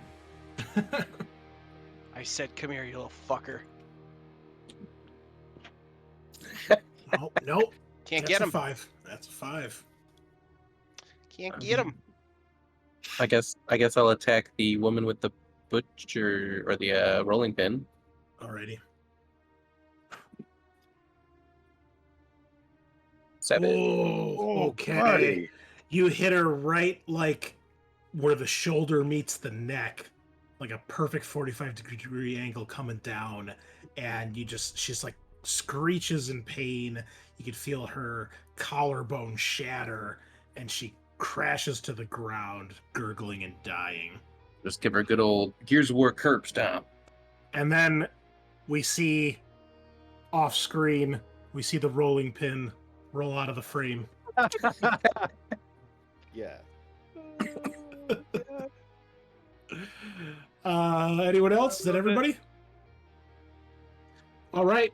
Well, I think Eric there's. still has to go, right? Did you go, Eric? Should I? No, I think I gotta go against a nice guy again. Knifey, old 2 knives. This guy's Johnny got Two Knives? amazing morale. Johnny 2 Knives. Oh, they're cannibal. They're cannibals. They don't give a fuck. Come on. Yeah. 5 damage. When you eat people, you don't care about things like morale. Come on. Well, 5 damage will put an end to his cannibal career, leaving just the child standing and fighting Come on, guys. He's a frantically. Survivor. Who's he going to attack? We're going to roll a d6 here. High or low. High will be Kyle. Low will be Tyler. Go after Tyler again with that Should make fork. We should make the kid join. No. What? Just set him Cannibal- loose. Cannibal kid. Yeah. Oh, you get to eat whatever you kill, kid. Cannibal kid. It's a cannibal kid. new comic book. All right, Yeah. make your dodge. Oh boy. I'm gonna use my omen to I can make it a pass, correct? It lowers the DR by 4, which in this case Yeah. would be a pass. All right, very good. Really? For 1 damage? Okay. Well, I'm gonna die if I take 1 more damage. Oh, okay. well, you won't die. You'll be at 0. So you only have a 25% chance to die. Oh, really? Yeah, I if like you hit those. negatives, you die. If you go to 0, you roll a d4. All right, I'll keep my omen then. Nice. Roll the d4. Do I need to get is 1 kill me? I think 4 kills you. I don't Um, I- I'm about it's to been- find out right now. Well, I got a 2, so. think 2 yourself. 2. Okay, roll a d6. You're not Uh-huh. dead necessarily. Oh yes! Yes! No. You lost an eye. He stabbed you in the eye with the fucking You fork. literally Oh, said that no. last turn. God, he's the toughest opponent I've faced so far. You can't act for D4 rounds, and then after D4 rounds, you're back with up to D4 health. So Okay. for 3 rounds, you are down screaming as so you guys see this kid, they're dodging back and forth, they can't land a blow, and then the kid literally crawls up like his back reaches over his shoulder, trying to stab him in the face. He drives the fork into the duck's left eye. He's screaming as he crashes to his knees, covering his face. And the kid yanks the fork out, hops to the ground. You see the eye is still attached, nerve ending and all. And he goes, ah, food! And he eats the fucking eye. Jesus. You guys are up. You don't hear your the screams of your companion as loud anymore. They're muffled. Oh my god. I'm gonna cast Grace of a Dead Saint. What? Rat. D2 creatures heal D10 HP. Okay. 1. Me? Yeah, so I'm guessing Kyle, since No. Niduk is gonna get like HP back. This seems After like this. a waste on characters that have 2 and 3 HP, but okay. Yeah. Well, I mean, I think I I'm was the only being one with facetious. big HP. Tyler, how much HP do you have? 2, baby. Okay. Whoa. Oh. Okay. Sean, you said he was going to get HP back? Yeah, you get healed for D10 HP. Oh. But when yeah. he gets up after 3 rounds, he heals. Oh. That's what Chris said. So Yeah. Okay. I don't think Eric. Do you have like 10 HP? Unlikely. Okay. Oh, I'll- he's got. I'm 5 out of 8. Sorry, boys. I'm gonna give it to the werewolf with 8 HP. Yeah. Do it. That makes most sense. Oh. Oh, fuck me. Well, you got 6 now. 1 HP is healed. And then can I run towards the screams of my dying compatriot? Yes, you may. Yeah, I'll do that. All right. Well, you leave the 3 newbies to fight the kid, so good Bro. luck with that. They fucking better got this. Yeah, I you're don't gonna know. come back. You're gonna come back to it's the fucking town A square feast. of dead bodies. Kid's just sitting eating us. Yeah. Okay. Well, what do you 3 do? Being left. Well, Tyler's on the ground in agony right now. So what do the 2 of you do as you see this kid like fucking mutilate your friend? Creeply's going to swing for his skull. I mean, you can shoot him now because he's Oh. he's not fighting you. So he like turns to you and he's like eating the fucking eye off the fork. Gross.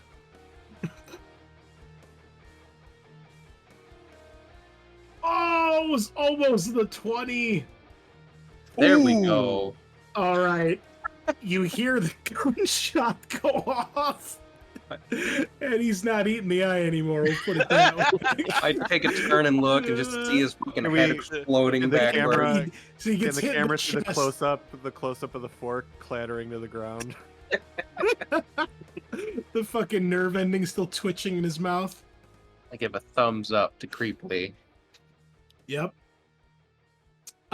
So you rush, Rilk. You Mhm. rush towards the screams of your companion, and you finally get to the house where you can hear the screams inside. And when you kick the door open, you see that there's 4 people in here. 3 of them are holding your companion down on a table, and the 3rd has hacked off both of his legs, Jesus. and he's weakly like he's at this point you can see he's like starting to pass out, but he's like screaming in pain, and he's they don't need 3 people to hold him down anymore. Yeah. And you see the one that has cut off the leg is just grabbed it and is just like chewing on the bloody stump. And the other 3 see you, and they've got weapons drawn. It looks like they may attack or they may just keep mutilating your friend. Yeah, I immediately start trying to bury my axe in them. Okay. Make an attack, please. On 11, it misses. All right. You rush in to help. You don't do a very good job. Yeah. And the four of them just pull out blades and knives and try to grab you and tackle you. Two of them are going to try to hold you and grapple you. So rather than making a whole shit ton rolls here, we'll just make the rolls harder to represent you're being outnumbered. So Sure. make a defensive roll here. We'll say this will be DR 14 as these guys try. This is a strength test as they're trying to grapple you. So defensive or strength? A strength test. DR 14. Okay. 18. All right, so they try to grab you, not realizing how buff you are right now, and you manage to kind of throw one back into the wall. One of the windows shatters. The other one you throw, and he trips over a chair and like crashes into the floor. And then the other two draw weapons and attack. So one of them draws like an actual like sword, just D6 sword. So he's going to try to stab you. Realizes you're not fucking around. Okay. Dodge. All right, so you parry his attack as he comes by. You knock his blade out of the way and kind of send him past you. The last one throws the leg at you. So make a just a block or dodge roll. Okay. No damage. All right, so the leg hits you in the face. It's more distracting than anything. And that guy goes running out the back door of this house. Okay. What do you do? I mean, if I ran after him, I would get attacked by everyone else, right? So. No, they're all kind of down right now. You've kind of thrown them aside, so you can chase that one or go for one of the others. Yeah, I'll chase that one. Okay. Give me a agility test here. 13. All right. You catch up to him. What do you do? Kill. All right, make an attack roll. Okay. 7 damage. Okay, so you run through the house. This guy gets the door open, and as he's stepping through the doorway, you bury your axe into the back of his head, and he falls to his knees and then flat on his face with the axe still embedded in his head. Nice. What is everyone else doing? You can hear shouts and screaming and from the direction where Rilk ran off to. Yeah. Run that direction. Yeah, you see Yeah, same. a scene of horror as the guy on the table is probably passed out from shock and blood loss at this point. One leg is on the table, the other leg is halfway across the room on the floor. And then there's these other three that are getting themselves up off the ground and deciding what to do.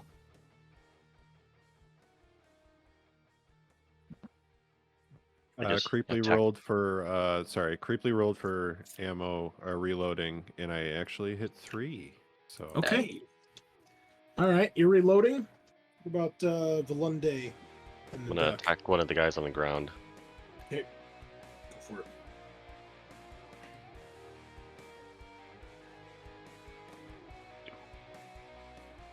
Oh my. All right, the werewolf bursts through the door, tackles one that's about to stand up, pinning him to the ground, and you just start tearing into him, Eric, ripping his throat to shreds, and his fighting quickly ceases. Naduk? Oh, sorry, I didn't know if I was still detained. Oh, that's right. You're dying in the street without an eye. Yeah, that's fine. Yeah. Okay, yeah. All right. Back in the house, the other two that are still alive are going to attempt to do cannibal things. So one of them will attack you, Eric. And the other one, I guess he'll go for Rilk because he sees a guy reloading a gun, sees it's his chance. E4. Yes. No damage. I'm sorry, not Rilk. I meant creepily. Oh. No damage. Okay. Yeah. Creepily? Dodge. Yeah, so Okay. creepily, this guy's going to try to like tackle you as Okay. as you're reloading the gun. And they're 14? No, these guys are just 12. Oh dear, 12. Okay. It's a strength test because he's trying to grab. Oh. Well, you got a natural. anyway, so- Easy. All right, Yeah. you may make an attack as he tries to like grab the gun from you. I will try and shove it into an uppercut motion and break his nose. Okay. So strength test. All right. That is a hit. Nice. And D4. 3. All right. There is an audible crack as you strike him, blood pouring from his face. Rilk, you may go. You can see your companions are in here fighting the other two. It's like they've got the upper hand for the most part. Yeah, I'm gonna attack the one that's trying to attack creepily. Okay. Only 2 damage.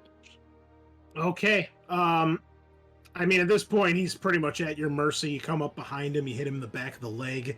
He falls to like one knee, clutching his face and his shattered knee. He's still alive, but he's basically incapacitated at this point. And there's one left that Rilk is fighting. That's the one. Valunde. Alunde. And I think, yeah, you guys can do your thing now. Is anybody left? Is it everybody? Great, that's everybody. Okay, so this guy's going to attack Valunde, and he picks up the chair off the ground and tries to smash you over the head with it. WWF style. Nice. All right. Yep.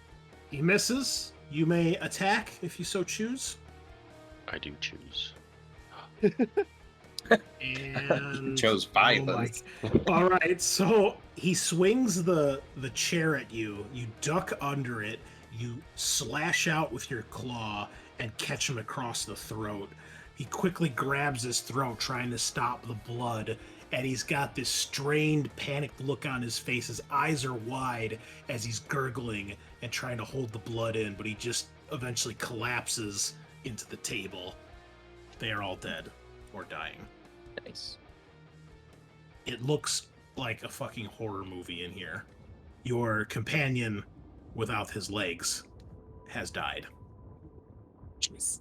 Yeah. We'll add one more to the chart. The The nameless, legless. Legolas. Leg. Fuck, got him. Okay. I guess just loot their shitty village and fuck off. Burn it to the ground. That is 19 guards that have died so far out of 50. Damn boys.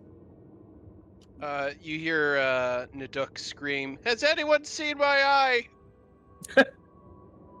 Oh. Oh, we saw it. It's in this boy I perforated. Oh, good. Let's get it out. I don't think it's salvageable. You got plenty of other eyes to choose from, though. You're right. Maybe this will be a good transition for me. Wow, he's a very sunny character. It's such a grim world. That's like a breath of fresh air. I appreciate him on the team.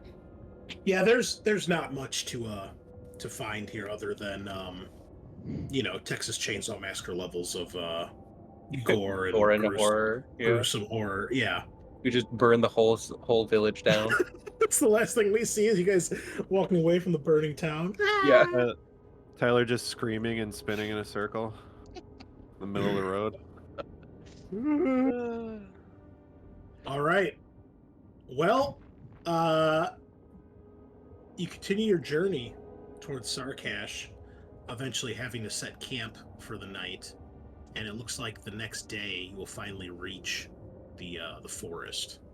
So you may all rest if you'd like, if you need to. Resting resets our hit points and our spells. Hit points, omens, spells, and if there's any like abilities on you. Isn't Like there a button you guys press?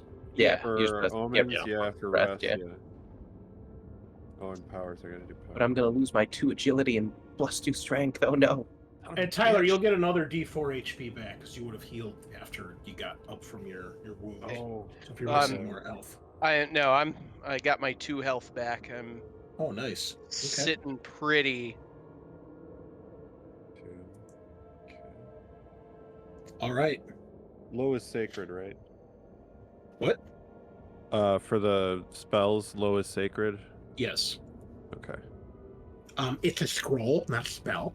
Sorry. So sorry. Second down, bro. Guys, I got bestial speech. Sounds like bestial speech over here. Oh, I can speak with animals for D20 minutes. Roscoe's consuming glare. Oh, damn. Oh, That's actually not bad. D4 creatures lose D8 HP each. fuck yeah. Yeah. Take that. Mm-hmm.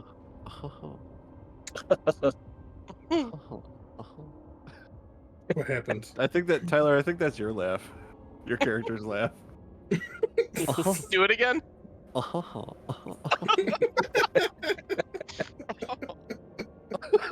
Yeah, perfect. Yeah, perfect. Oh my god. Okay.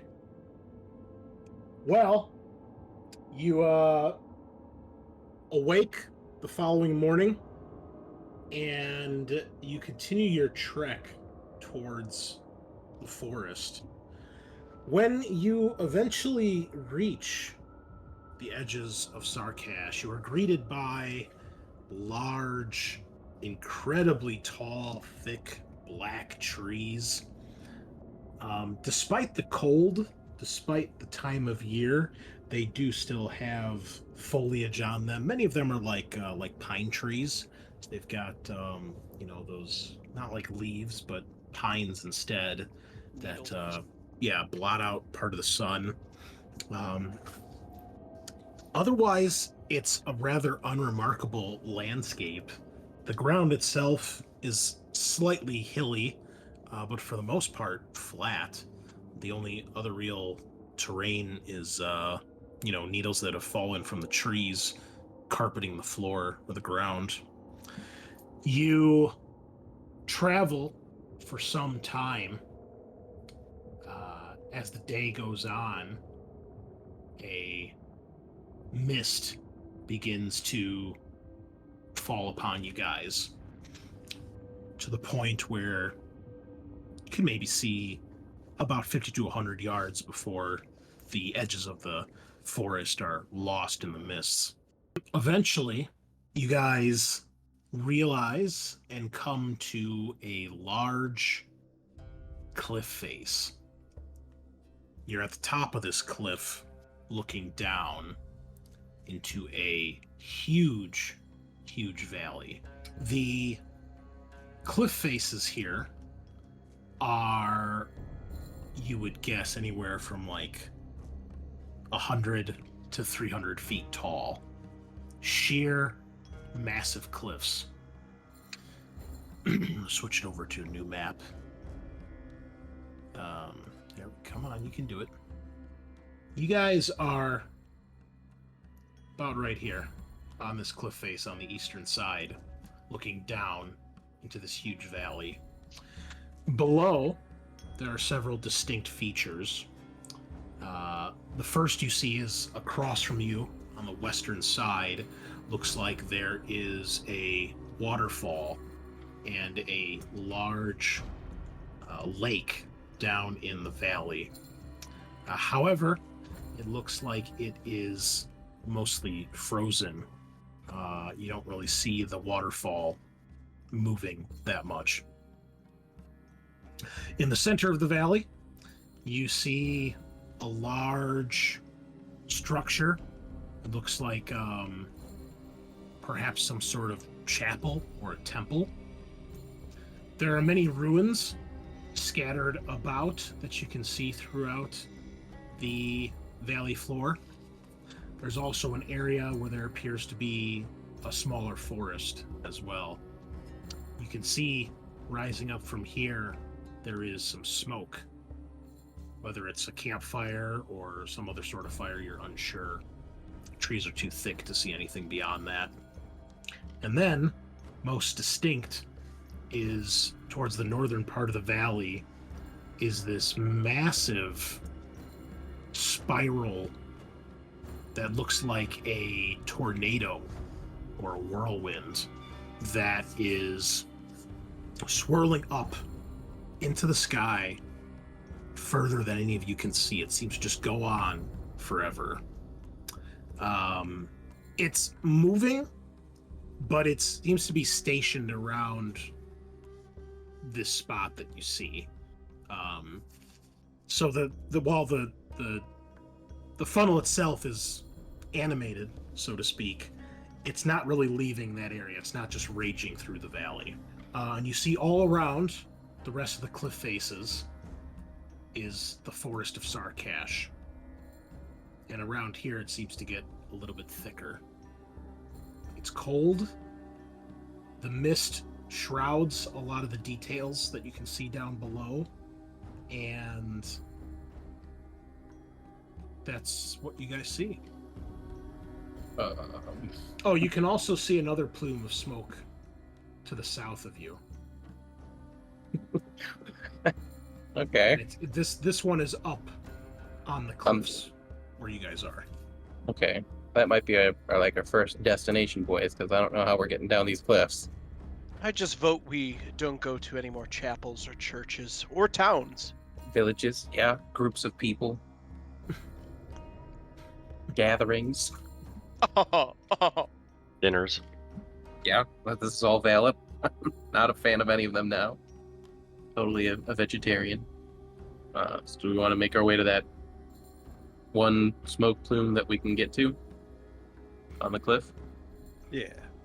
Yeah, nice. Okay. Oh, this music is way too intense. You make your way south, traveling for maybe about 15 to 30 minutes. And eventually, you find a clearing here in the woods. Not very big, but it is a clearing nonetheless. And within, you can see several tents have been set up, some sort of camp. You can see that the plume of smoke is from a large bonfire that has been set up. Looks like a good-sized camp, probably maybe a dozen or so people, maybe more. And you can see there are figures, several sitting in the openings of the tents. Most are crowded around the bonfire, keeping warm. And they are all humanoids that are wearing dark black robes in various states of whether they've been kept nicely or are a bit disheveled. But they obviously all seem to match, more or less. They have strange headdresses on, unlike anything you guys have seen before. Very bizarre and look ritualistic to you. And from the distance, you can see that they all seem to have either war paint or perhaps tattoos on their faces, a variety of shapes and symbols. And they all have thick furs on their shoulders and acting as like blankets and cloaks and jackets. And all of these furs have skeletal bones and trinkets, fetishes hanging from them. What do you do? This looks bad, right, guys? This looks You think that's the cult? bad. Maybe?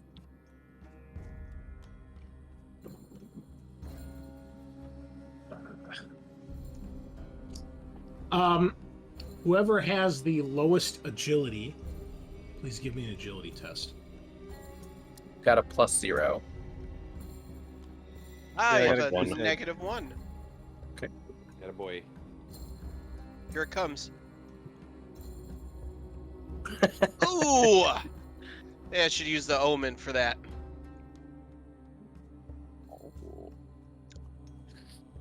I'm gonna re-roll that. Okay. All right. Okay. It got worse. No. Even better. All right, fantastic. So, Naduk, you sneeze. You're cold, you're shivering. You sneeze. Achoo! Everybody hears it, and you see several of the people near the campfire turn in your direction, and you can see some of them pointing at you guys, and they clearly have seen you. Lord bless you. Oh shit. Are they like coming aggressively or? No, they're curiously regarding you. Okay, well they're not attacking us. Maybe we can talk, right? Hello. One of the figures breaks off from the group and steps kind of past them to kind of be in front. Okay. Guess And I'll. eventually, when he's a little bit closer, you can get a better look at this guy. He's got a bone fetish through his nose, through the septum, and you can definitely tell it looks like it's tattoos, not war paint on his face. He says, "Greetings." Yeah, greetings. We're just in the area making our way and saw your plume of smoke in addition to the giant tornado of smoke.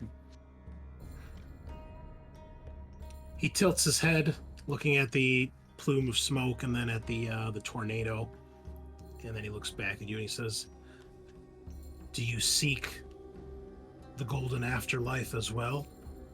Have you felt the deathly vibrations in the world?"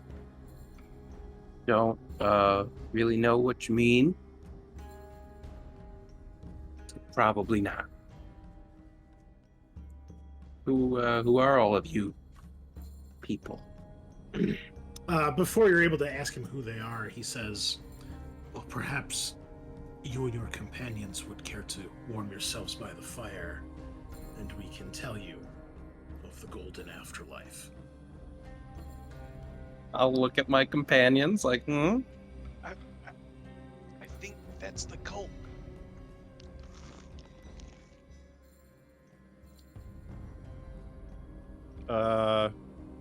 Creeply would kind of tilt his head and start following. When you start to walk forward, he turns and starts walking back towards the campfire. As we're Alright, doing yeah. this. Yeah, let's just hear them out, see what's going on. Yeah, they make a little room for you. Some people scoot out of the way so you can get nearby, but it's a pretty large fire, so you don't really have to crowd around it too much. And as you're looking around, you're counting. There's probably at least 20 to 30 of these people, so it's like a small entourage here. And some of them look at you strangely. Some of them looking at you a little cautiously. Others with indifference. And the guy that greeted you, he sits down and he says, "Please warm yourselves. Welcome." Yeah, thanks for having us. He says, "I am Argash. This is my flock." Do I see any key on him? No, you do not. Okay. I'm Rilkin. These are my friends. He nods to each of you, and he says, "So, if you're not following the deathly vibrations, then what brings you to this forsaken place?" What are the deathly vibrations? Do you mean the black rain? Black salts? Perhaps you haven't felt it as we have. We've been drawn here. Something calling to us. Oh, We believe perhaps it can lead us to our golden afterlife. what does the call say? It's more of a feeling, really, than a spoken message. I see. But we've been unable to find a way down into the valley. We cannot search any further. Yeah. And you can see that some of them are eating, some food. Because they've just got, some game they've hunted, maybe rabbits or deer or something like that, that they're eating. Okay. You don't see any femurs or human heads or anything. None of them are licking their lips. Just one guy, but He's just weird. yeah. He's got chapped lips, bro. Got him. So, what brings you here then? Well, for us it was the black salts. Horrible rains that would strip flesh from bone. We were just trying to find a way to stop it. More death. It's everywhere. Seems like it. He doesn't really say anything after that. They just kind of continue to go about their business, eating their food. Yeah. Look to the others. Is there anything you can tell us about the forest? We found a strange sight not too far from here. Maybe half hour's walk that way, and he points back roughly to the southwest. He says, strange, rotting mouth in the ground. But we dare not check it further. Rotting mouth, you say? This gaping maw in the ground. Does it speak? No, just licks its teeth, chews. Are there other beasts in the forest? Not that we've seen lately. Our journey here was perilous, but nothing since we've been here, really. We passed a cemetery with walking dead not far from here. Do the dead walk in the forest? Dead walk everywhere. Death is everywhere. It follows us, never leaves us. How long have you been here? Been here a few days. We arrived not too long ago, set up our camp, searched the outskirts of the valley. The only way down that we seem to find is the waterfall, but well, that would be a one-way trip. Everything else is cliffs. Are you folks nomadic? Are you moving from place to place? Oh, we go where we might find death. Well, as you said, death follows us everywhere, so what then drives you beyond that? As I said, it was a feeling brought us here. I believe there is something down there that can help us. And what would help you to reach you mean helping to reach your enlightenment? He nods. I don't know what might be down there, but I'm sure we would know it when we see it. Well, maybe it's in our best interest to perhaps search together. Is this the same spot we're going to? Or relatively? Might be good to have some other company, or at least some other allies out here. He says, I suppose that depends where you're going. If you're trying to get into the valley, then we might have the same goal.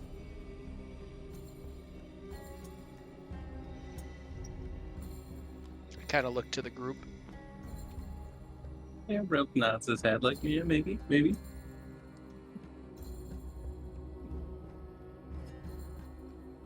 Well, you're welcome to share our camp while we're here. If you'd like, we can show you the rotting mouth.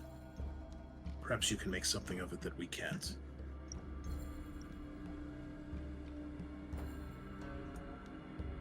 Yeah, we should definitely take a look. Okay. Well, if you wish, he'll show you once you guys are, done eating and the conversation kind of comes to an end. Cool. All right, guys, be on guard. You know what happens when we go to take a look at things. Let's take a look at this village. Ah, cannibals. All right. Just saying. No, you're right. You should be careful.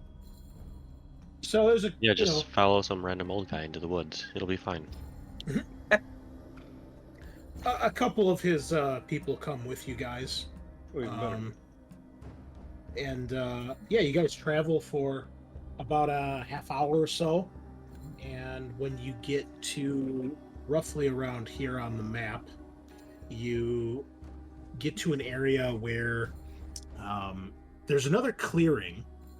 But it's, because it's not just because there's no trees here, but the terrain, it's almost like a little divot in the ground, like a little mini channel, depression.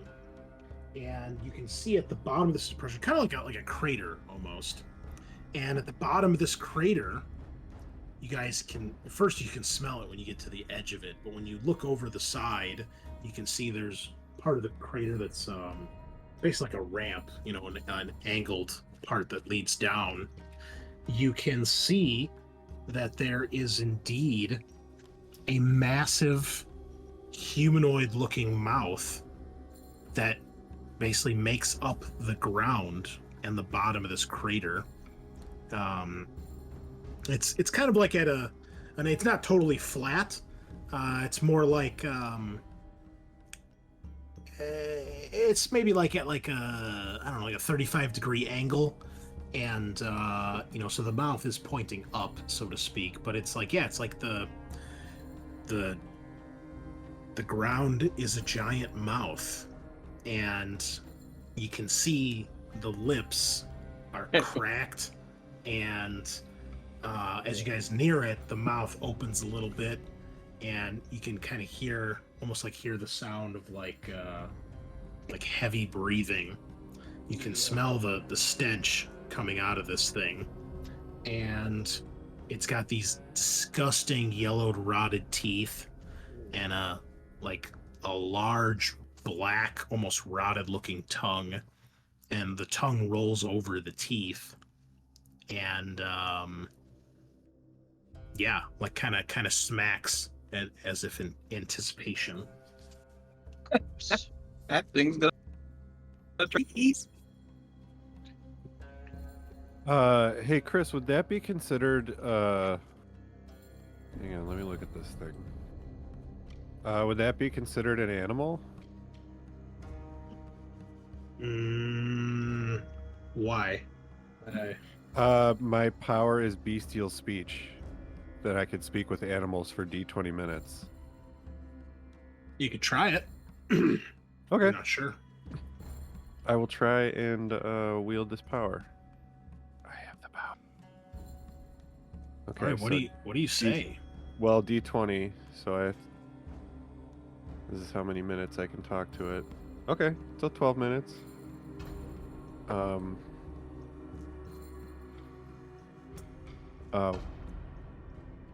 Yeah, so Creeply would kind of stare down and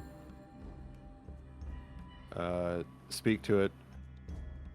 Who are you, and have you been here for all time? You hear it smack. Feed me blood. Need blood. Blood. Creeply would turn to Rilk and go, it just wants blood. Mm. Doesn't really care Okay. about anything else, I don't think.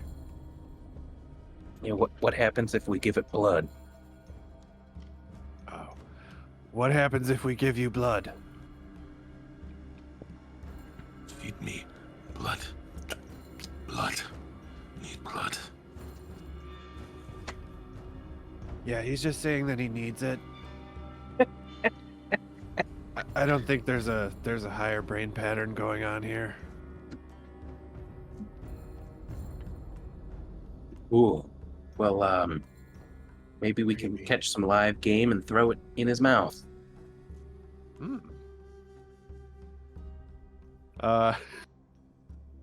Knowing that he has about 19 minutes left, or no, 11 minutes left, Creeply would kind of run by a little thicket of trees and bush and go, any animals? Hello? I need help. Anyone? Has he still got bestial speech going? Roll me a presence test. Okay.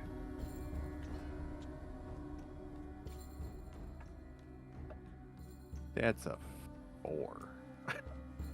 Nope, nothing responds to your cries. Shit, there's nothing here. Or they're scared. I would be scared too. Yeah. Try whole some reverse situation's psychology. Just a bit. Well, we could catch something. Yeah. It's But, I guess. chances are this is just another peril of this world. Yeah. But if it can get us away down into the canyon, I mean that's what we need. That's where we need to go. So maybe it can help.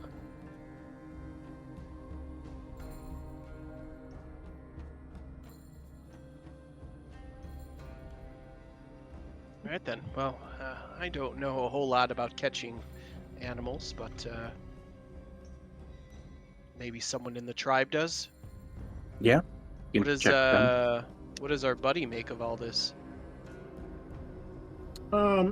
He's strangely passive about the whole thing. He raises an eyebrow, a little bit curious, but he's just kind of observing and watching. Mm-hmm.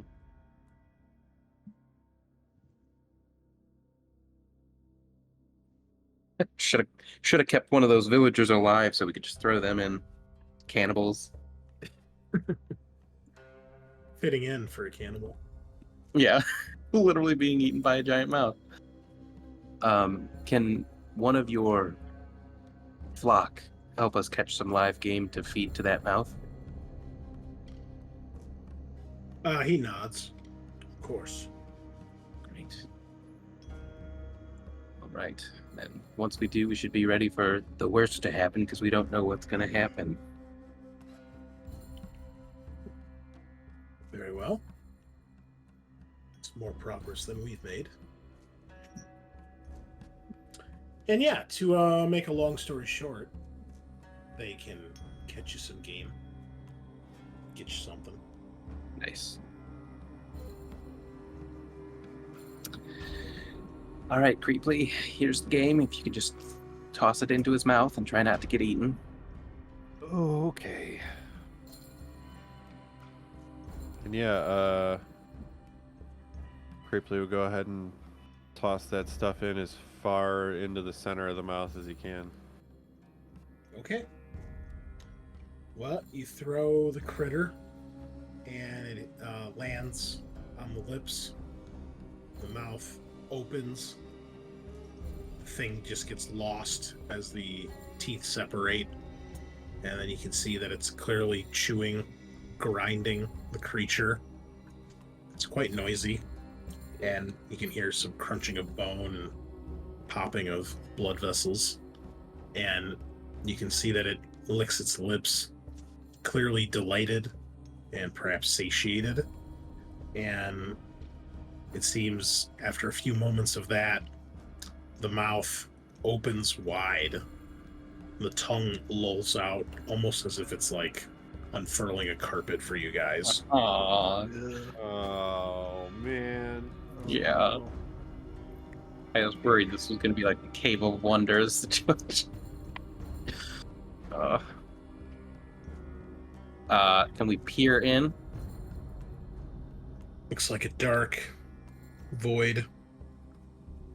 noticeably colder when the mouth opens, as if a strong, cold breeze is emanating from within. Do we smell that same, like, disgusting... Oh, yeah. It's worse. Oh, boy.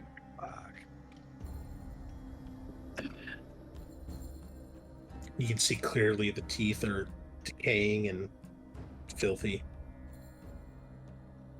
Layers of buildup of previous things it's eaten covering the teeth. Well, do we want to go in?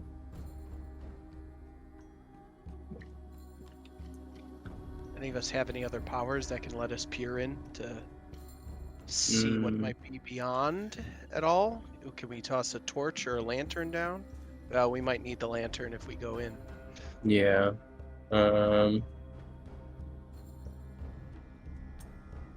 Does anyone have a torch on them? Because we should have torches in the, I do. Okay. Light it up and throw it in.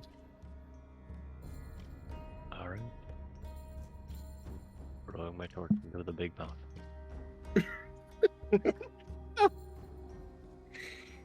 All right, you throw the torch, and as it goes past the teeth, the mouth, the light very quickly just is snuffed out. Sounds about right. Okay. When you do that, you hear the Jesus Christ. You hear the mouth makes the noise that someone would make like when they're at the dentist and they tell you to say ah. And as it does, you see the tip of the tongue kind of flickers like it's beckoning for you to walk forward. Oh.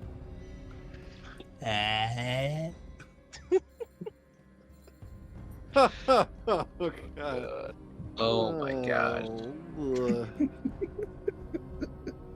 Well, Yeah, I guess we should go in, right? I mean, Rilk will go first. yeah, what else do we do? Yeah. Alright. Shield raised, hoping nothing bad happens. Yeah, maybe someone ready a sword to put up so it doesn't chomp down on us. Gun ready. Hold, All right. hold the weapons upright. The tongue is squishy as you step on it. It feels like I don't know, like walking on like Yoga mats. bags of wet sand. Oh, no. And as you guys approach the mouth, it seems like it's trying to open wider, and it's going ah. And when you enter the mouth, I need everybody to please give me a DR12 toughness test. Stench is overpowering. 17 for good old Rilk. That's gonna be a reroll for good old Creeply. I Because fail. you got a 4. And didn't do much better, so fuck For it. those of you who failed, you will be at all your tests will be at will be 2 harder because of the stench. It's making you nauseated and dizzy, and makes you want to gag a little bit. Okay. As you enter the mouth, the temperature becomes drastically colder. You're expecting something probably hot and sticky. Instead, it's freezing like a cavern. And as you pass the threshold of the teeth, once you're inside, the tongue rolls up a little bit behind you, and the teeth close. And so someone has a light, right? Someone had a lantern, I think you said. I do. Okay. Well, So yeah, it's pitch black in here without the lantern. When you get that on, the inside of this cavern very quickly changes from like the inside of a mouth or a throat to something more natural looking, dirt and rock. And it seems like it goes on for quite a while. Everybody, please give me a presence test. 16.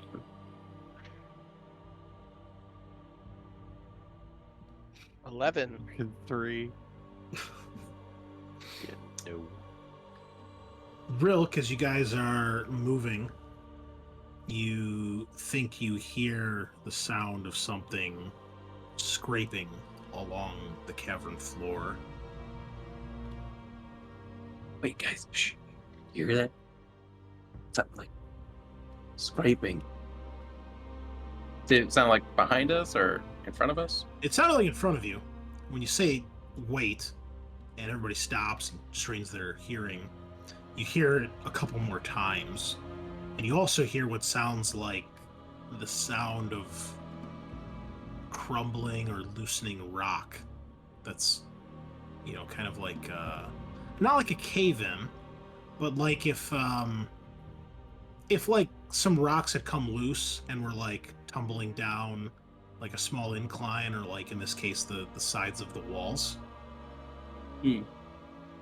And when Naduk turns the lantern to see what it is, you see that there are several skeletal shapes kind of breaking free from perhaps like being entombed in the rock. You're not really sure. And there are basically these skeletons that are kind of a blackish blue color, and they have a variety of weapons, and they begin to march towards you guys to attack. Oh, shit. Roll me Dem Initiative. Someone rolled the initiative dice. Oh my god, they rolled the initiative. We're under attack. I'll do it. Sure. Roll for party. Yeah. Yep. Okay.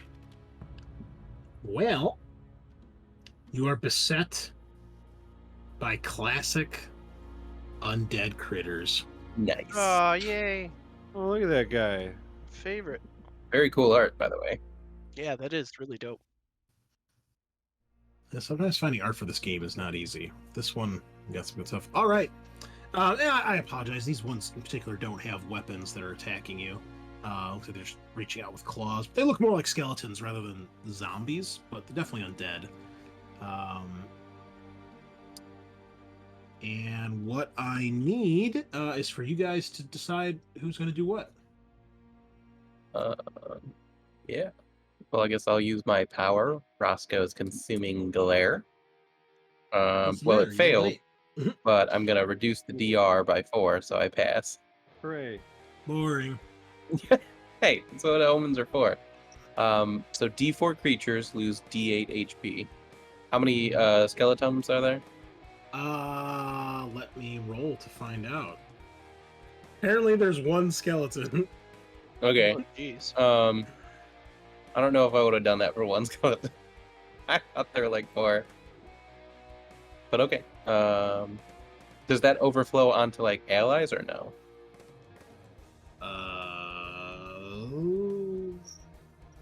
I guess we'll say there's 4, because I did describe it as multiple creatures. So 3 of them take. Is D8 plus 3 skeletons, so it's 4 Ow. skeletons. I did 1 damage to 3 of them. Super fucking cool. Wow, that's awesome, man. You're really good at this. Yeah. You know Okay. what? This is why I use my fucking axe. Anybody else want to do something helpful, maybe? Yeah, I got shooty. I'll shoot the shooty. All right. Shoot my shot. Shooting your shot, man. Shoot him with the shot. Oh, it was almost Son of the a- 20. I saw that. So close. Instead, you got a 2. Yeah, it's fine. Oh, and yeah, let me do my. How long do I gotta wait? So the gunshot goes off, and it is deafening in this tunnel. Everybody's going to be at another +2 DR for this next round, Oh, I would as have your made it. ears are ringing. Yeesh. Next. I think that puts me up to DR 16. Yeah, if you're puking. Mm-hmm. Oh, I saw the 16 too. Nope. Nope. Anybody else? I'm at 16 as well. Here goes nothing. Maybe I'll crit.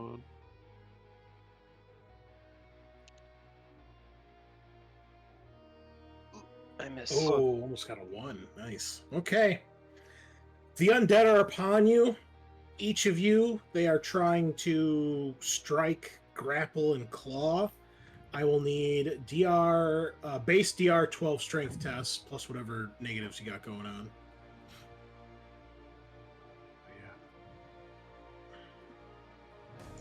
So would that lower the DR then, or make it harder? So it would be like 14. Yeah, it's harder. Yeah. Yeah. So Oh well, it would lower, so it would go like it'd be an 8 for me, right? DR defend. No, it's harder to do. You go up. Yeah. Oh, okay. Oh boy. Ooh, not doing well. Okay. Yes, I soaked it. That's not bad. All right. A lot If worse. if you fail, you take D4 damage as they've grappled you and begin to claw and bite at you, and then you're also grappled. Yeah, I'm gonna have to use my last omen to see if I can soak some of that damage. All right. Okay, cool. Covers all 3. Okay. Yeah, out of omens. Okay, so Tyler, you didn't take damage, but you are grappled. Okay. Rilk, you failed. I failed the grapple, so I take damage. Okay. And yeah, Valunde, you failed as well. Did you roll your damage? Gotcha. Oh wait, no, that was your attack. You didn't make a roll yet. You would have failed as well. Well, first of all, it's a strength test. Does that matter? Strength is +0. Okay, so you fail. Okay, so you take D4 damage as well. So the entire party is grappled by cold, freezing undead. Ooh, that's a big Ouch. chunk. All right, your guys' turn. If you wish to break free, it'll be another opposed grapple test. Can we attack after or no? Yes. You can also attack while you are grappled, but it'll be it'll be another DR 2 penalty. Gotcha. Okay, so I break free. All right. So I'm just Good still luck. at the. Am I Sorry. still at -4, or is Oh. this a new round? You'd be at negative just -2 now. Okay. Thank you. Oops. And yeah, if you fail, you're still grappled. And if you pass, you may act. So Naduk, you are still grappled. Son of a gun. Rilk inflicts 1 point of damage. Glad you came tonight. Right? Creeply's broken free, and Valunde Stuck. is still stuck. Okay. Okay, so Creeply's gonna swing the arquebus. All right. Bludgeoning weapons against undead. It's a good choice. That is a fail. Except when you roll like a bitch. Yeah. Ugh, need my femur back. This fucking dagger sucks. Now you see why it was put in the wagon. You guys all fucking tricked me. Kyle, oh, this is a great dagger. This is fucking sick arcane legendary dagger. May as well have gotten a boat hook. My god. The true- did better. The true sweet ones are in a huge dead fat man. Yeah. That's true. Yeah. Okay, well, next round, the zombies can attack. If you were grappled, they do an extra D4 points of damage. So now they do 2D4 if you are still grappled. Otherwise, they attempt to grapple you again. Alright, 2d4. Ooh, Rilk. Yeah. What's going on, Conan?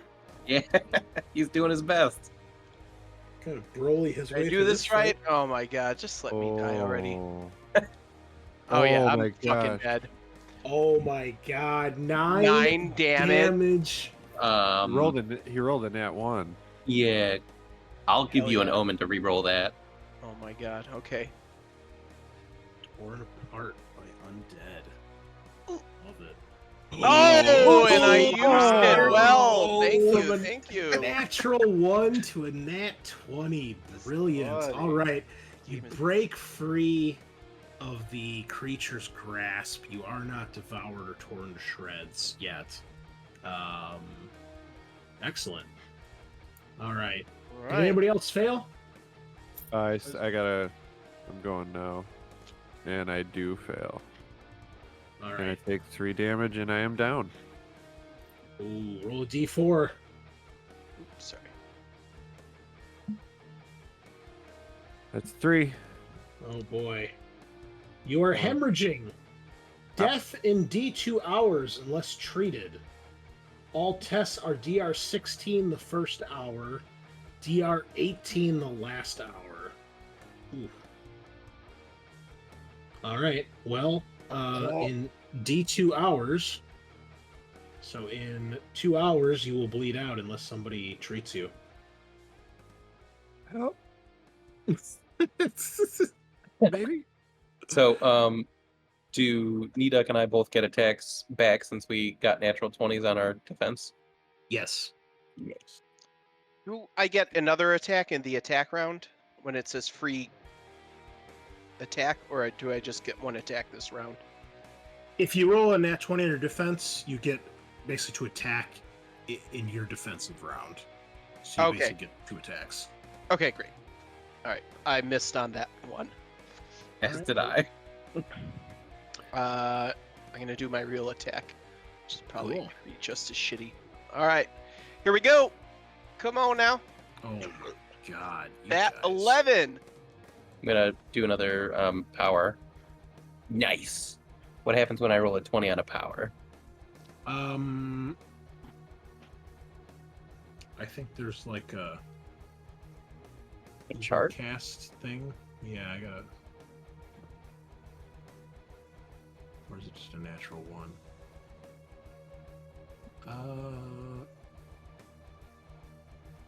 Yeah, I'm gonna assume arcane catastrophes are if you roll nat 1. So we'll just say double damage or double the effect. Okay. So, Makes sense. D4 enemies.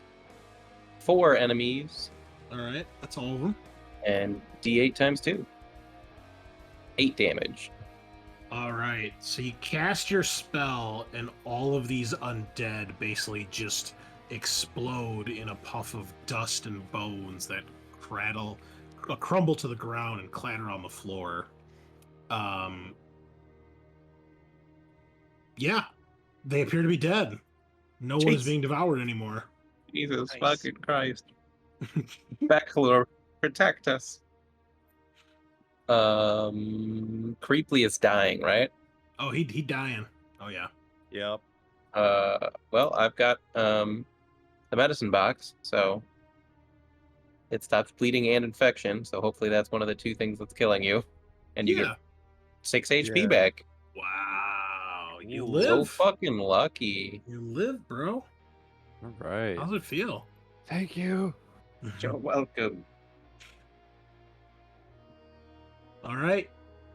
As you patch him up, you all then notice, first you hear it. It sounds like more piddling of rocks perhaps falling on the floor.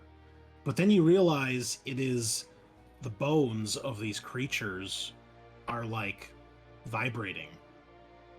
And to your horror, they appear to begin to rebuild themselves. And the bones are starting to coalesce back into feet and now legs. What do you do? Run! Let's run. Agreed. I'm into that. Smart move. You run quite some time. I will need everybody to give me a toughness test, as you're still not quite near the end of this tunnel. 22. 5. 4. Oh boy. All right. For those of you who pass, you are fine. For those of you who failed, you will need to make one final grapple test as hands are reaching out from the walls as more of these creatures are beginning to emerge. Ooh, I'm gonna use my omen for that. If you fail, you'll take the d4 damage and be grappled again. Nope. Nope. Oh my Oh. goodness. Oh, sorry, that's a strength test. That's fine. Still rolled 2. Okay, well, the 3 of you are caught. You'll each take d4 damage, and then you'll have to break free. I'm not going to be able to do that because I am once again down. I am also at 0. God I'm damn at it. -2, baby. Oh my god. bye. Any more omens left?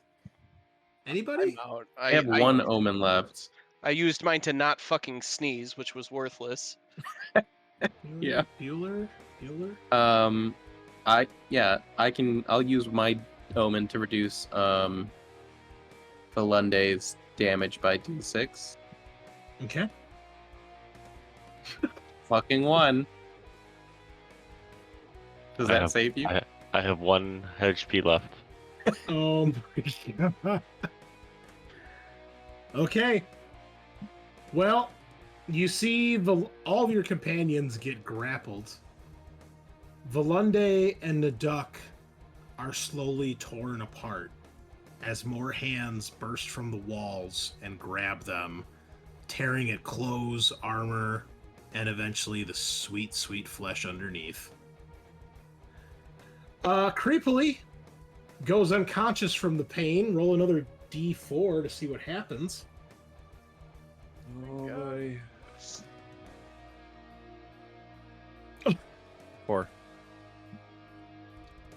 He dies too, Oh man. screaming, God.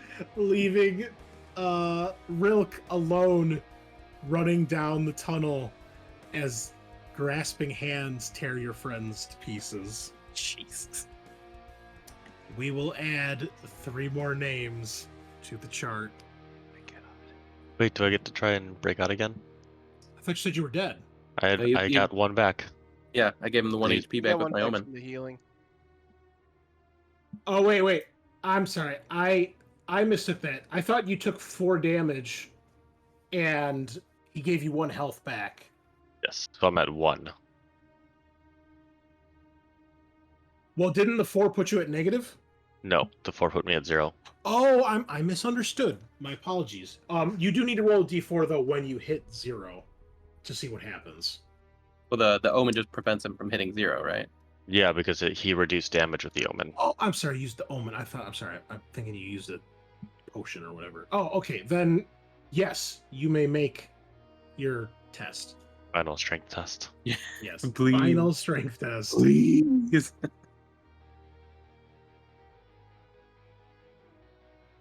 Ooh. All right. Got an The ally.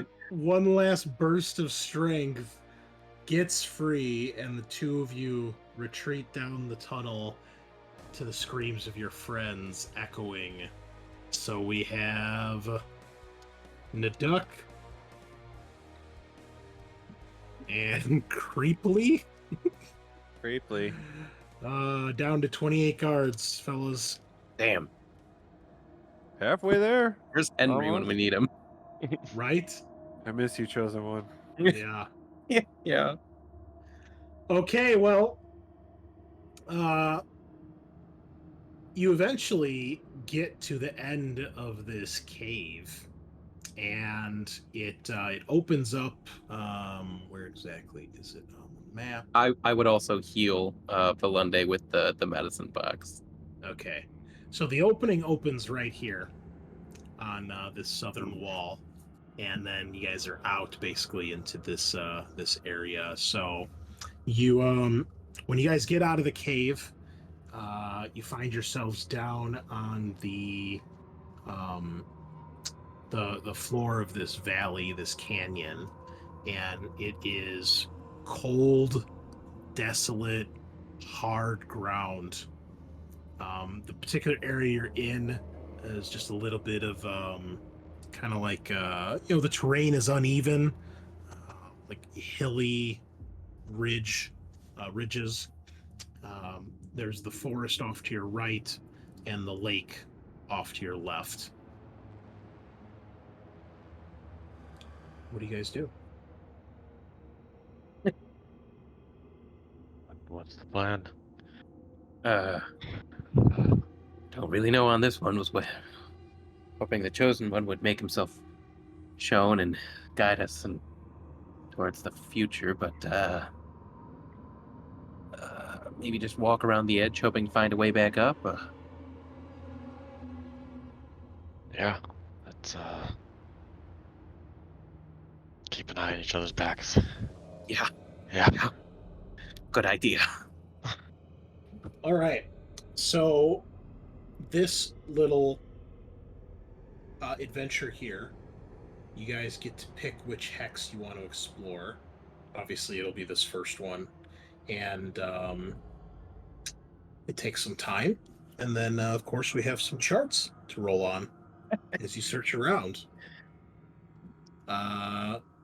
So I need you to please roll a d12.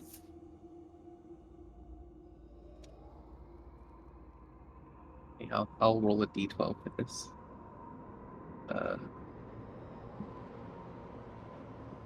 Good old 10. Okay. You guys are looking around, making your way through this hilly terrain, not really sure where to go or what to be looking for. Eventually, you see kind of approaching from out of nowhere a form moving towards you. It's a gaunt, ghostly looking creature.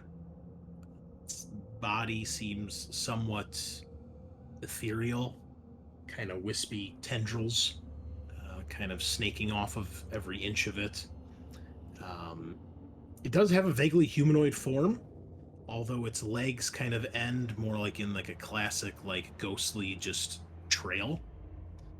And you can see that a long, sharp tongue hangs from this thing's mouth, and it's kind of flickering almost like that of a snake, like tasting the air. And you realize the area that you're in, you've kind of stumbled into a small copse of trees, and you can see that there are corpses hanging upside down, tied by the legs, by the ankles, from these trees. Most of these corpses are in various states of decay, some of them with torn bits of clothing still attached to them, others with barely anything on them. Some appear to be missing pieces of flesh, others are just desiccated hulks, barely any skin left on them. And this creature kind of moves towards you guys.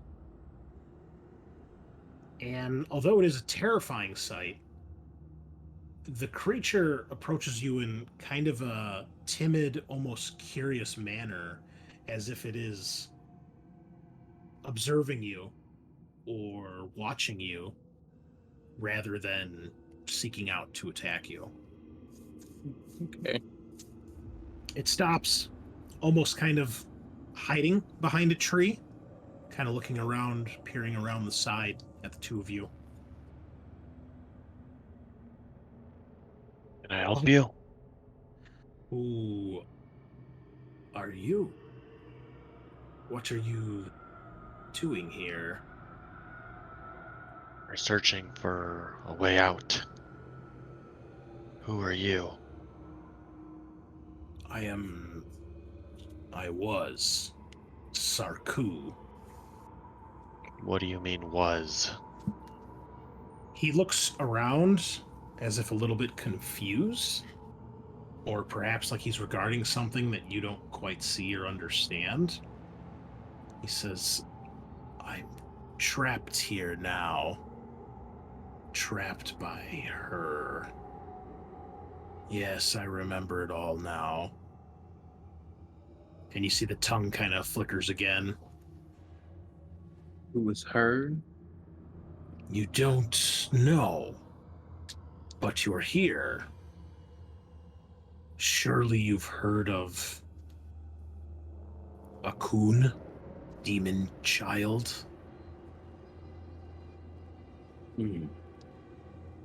Have we heard that name before? I don't believe so, no. Okay. I served her once. I was an advisor until I discovered her demonic origins.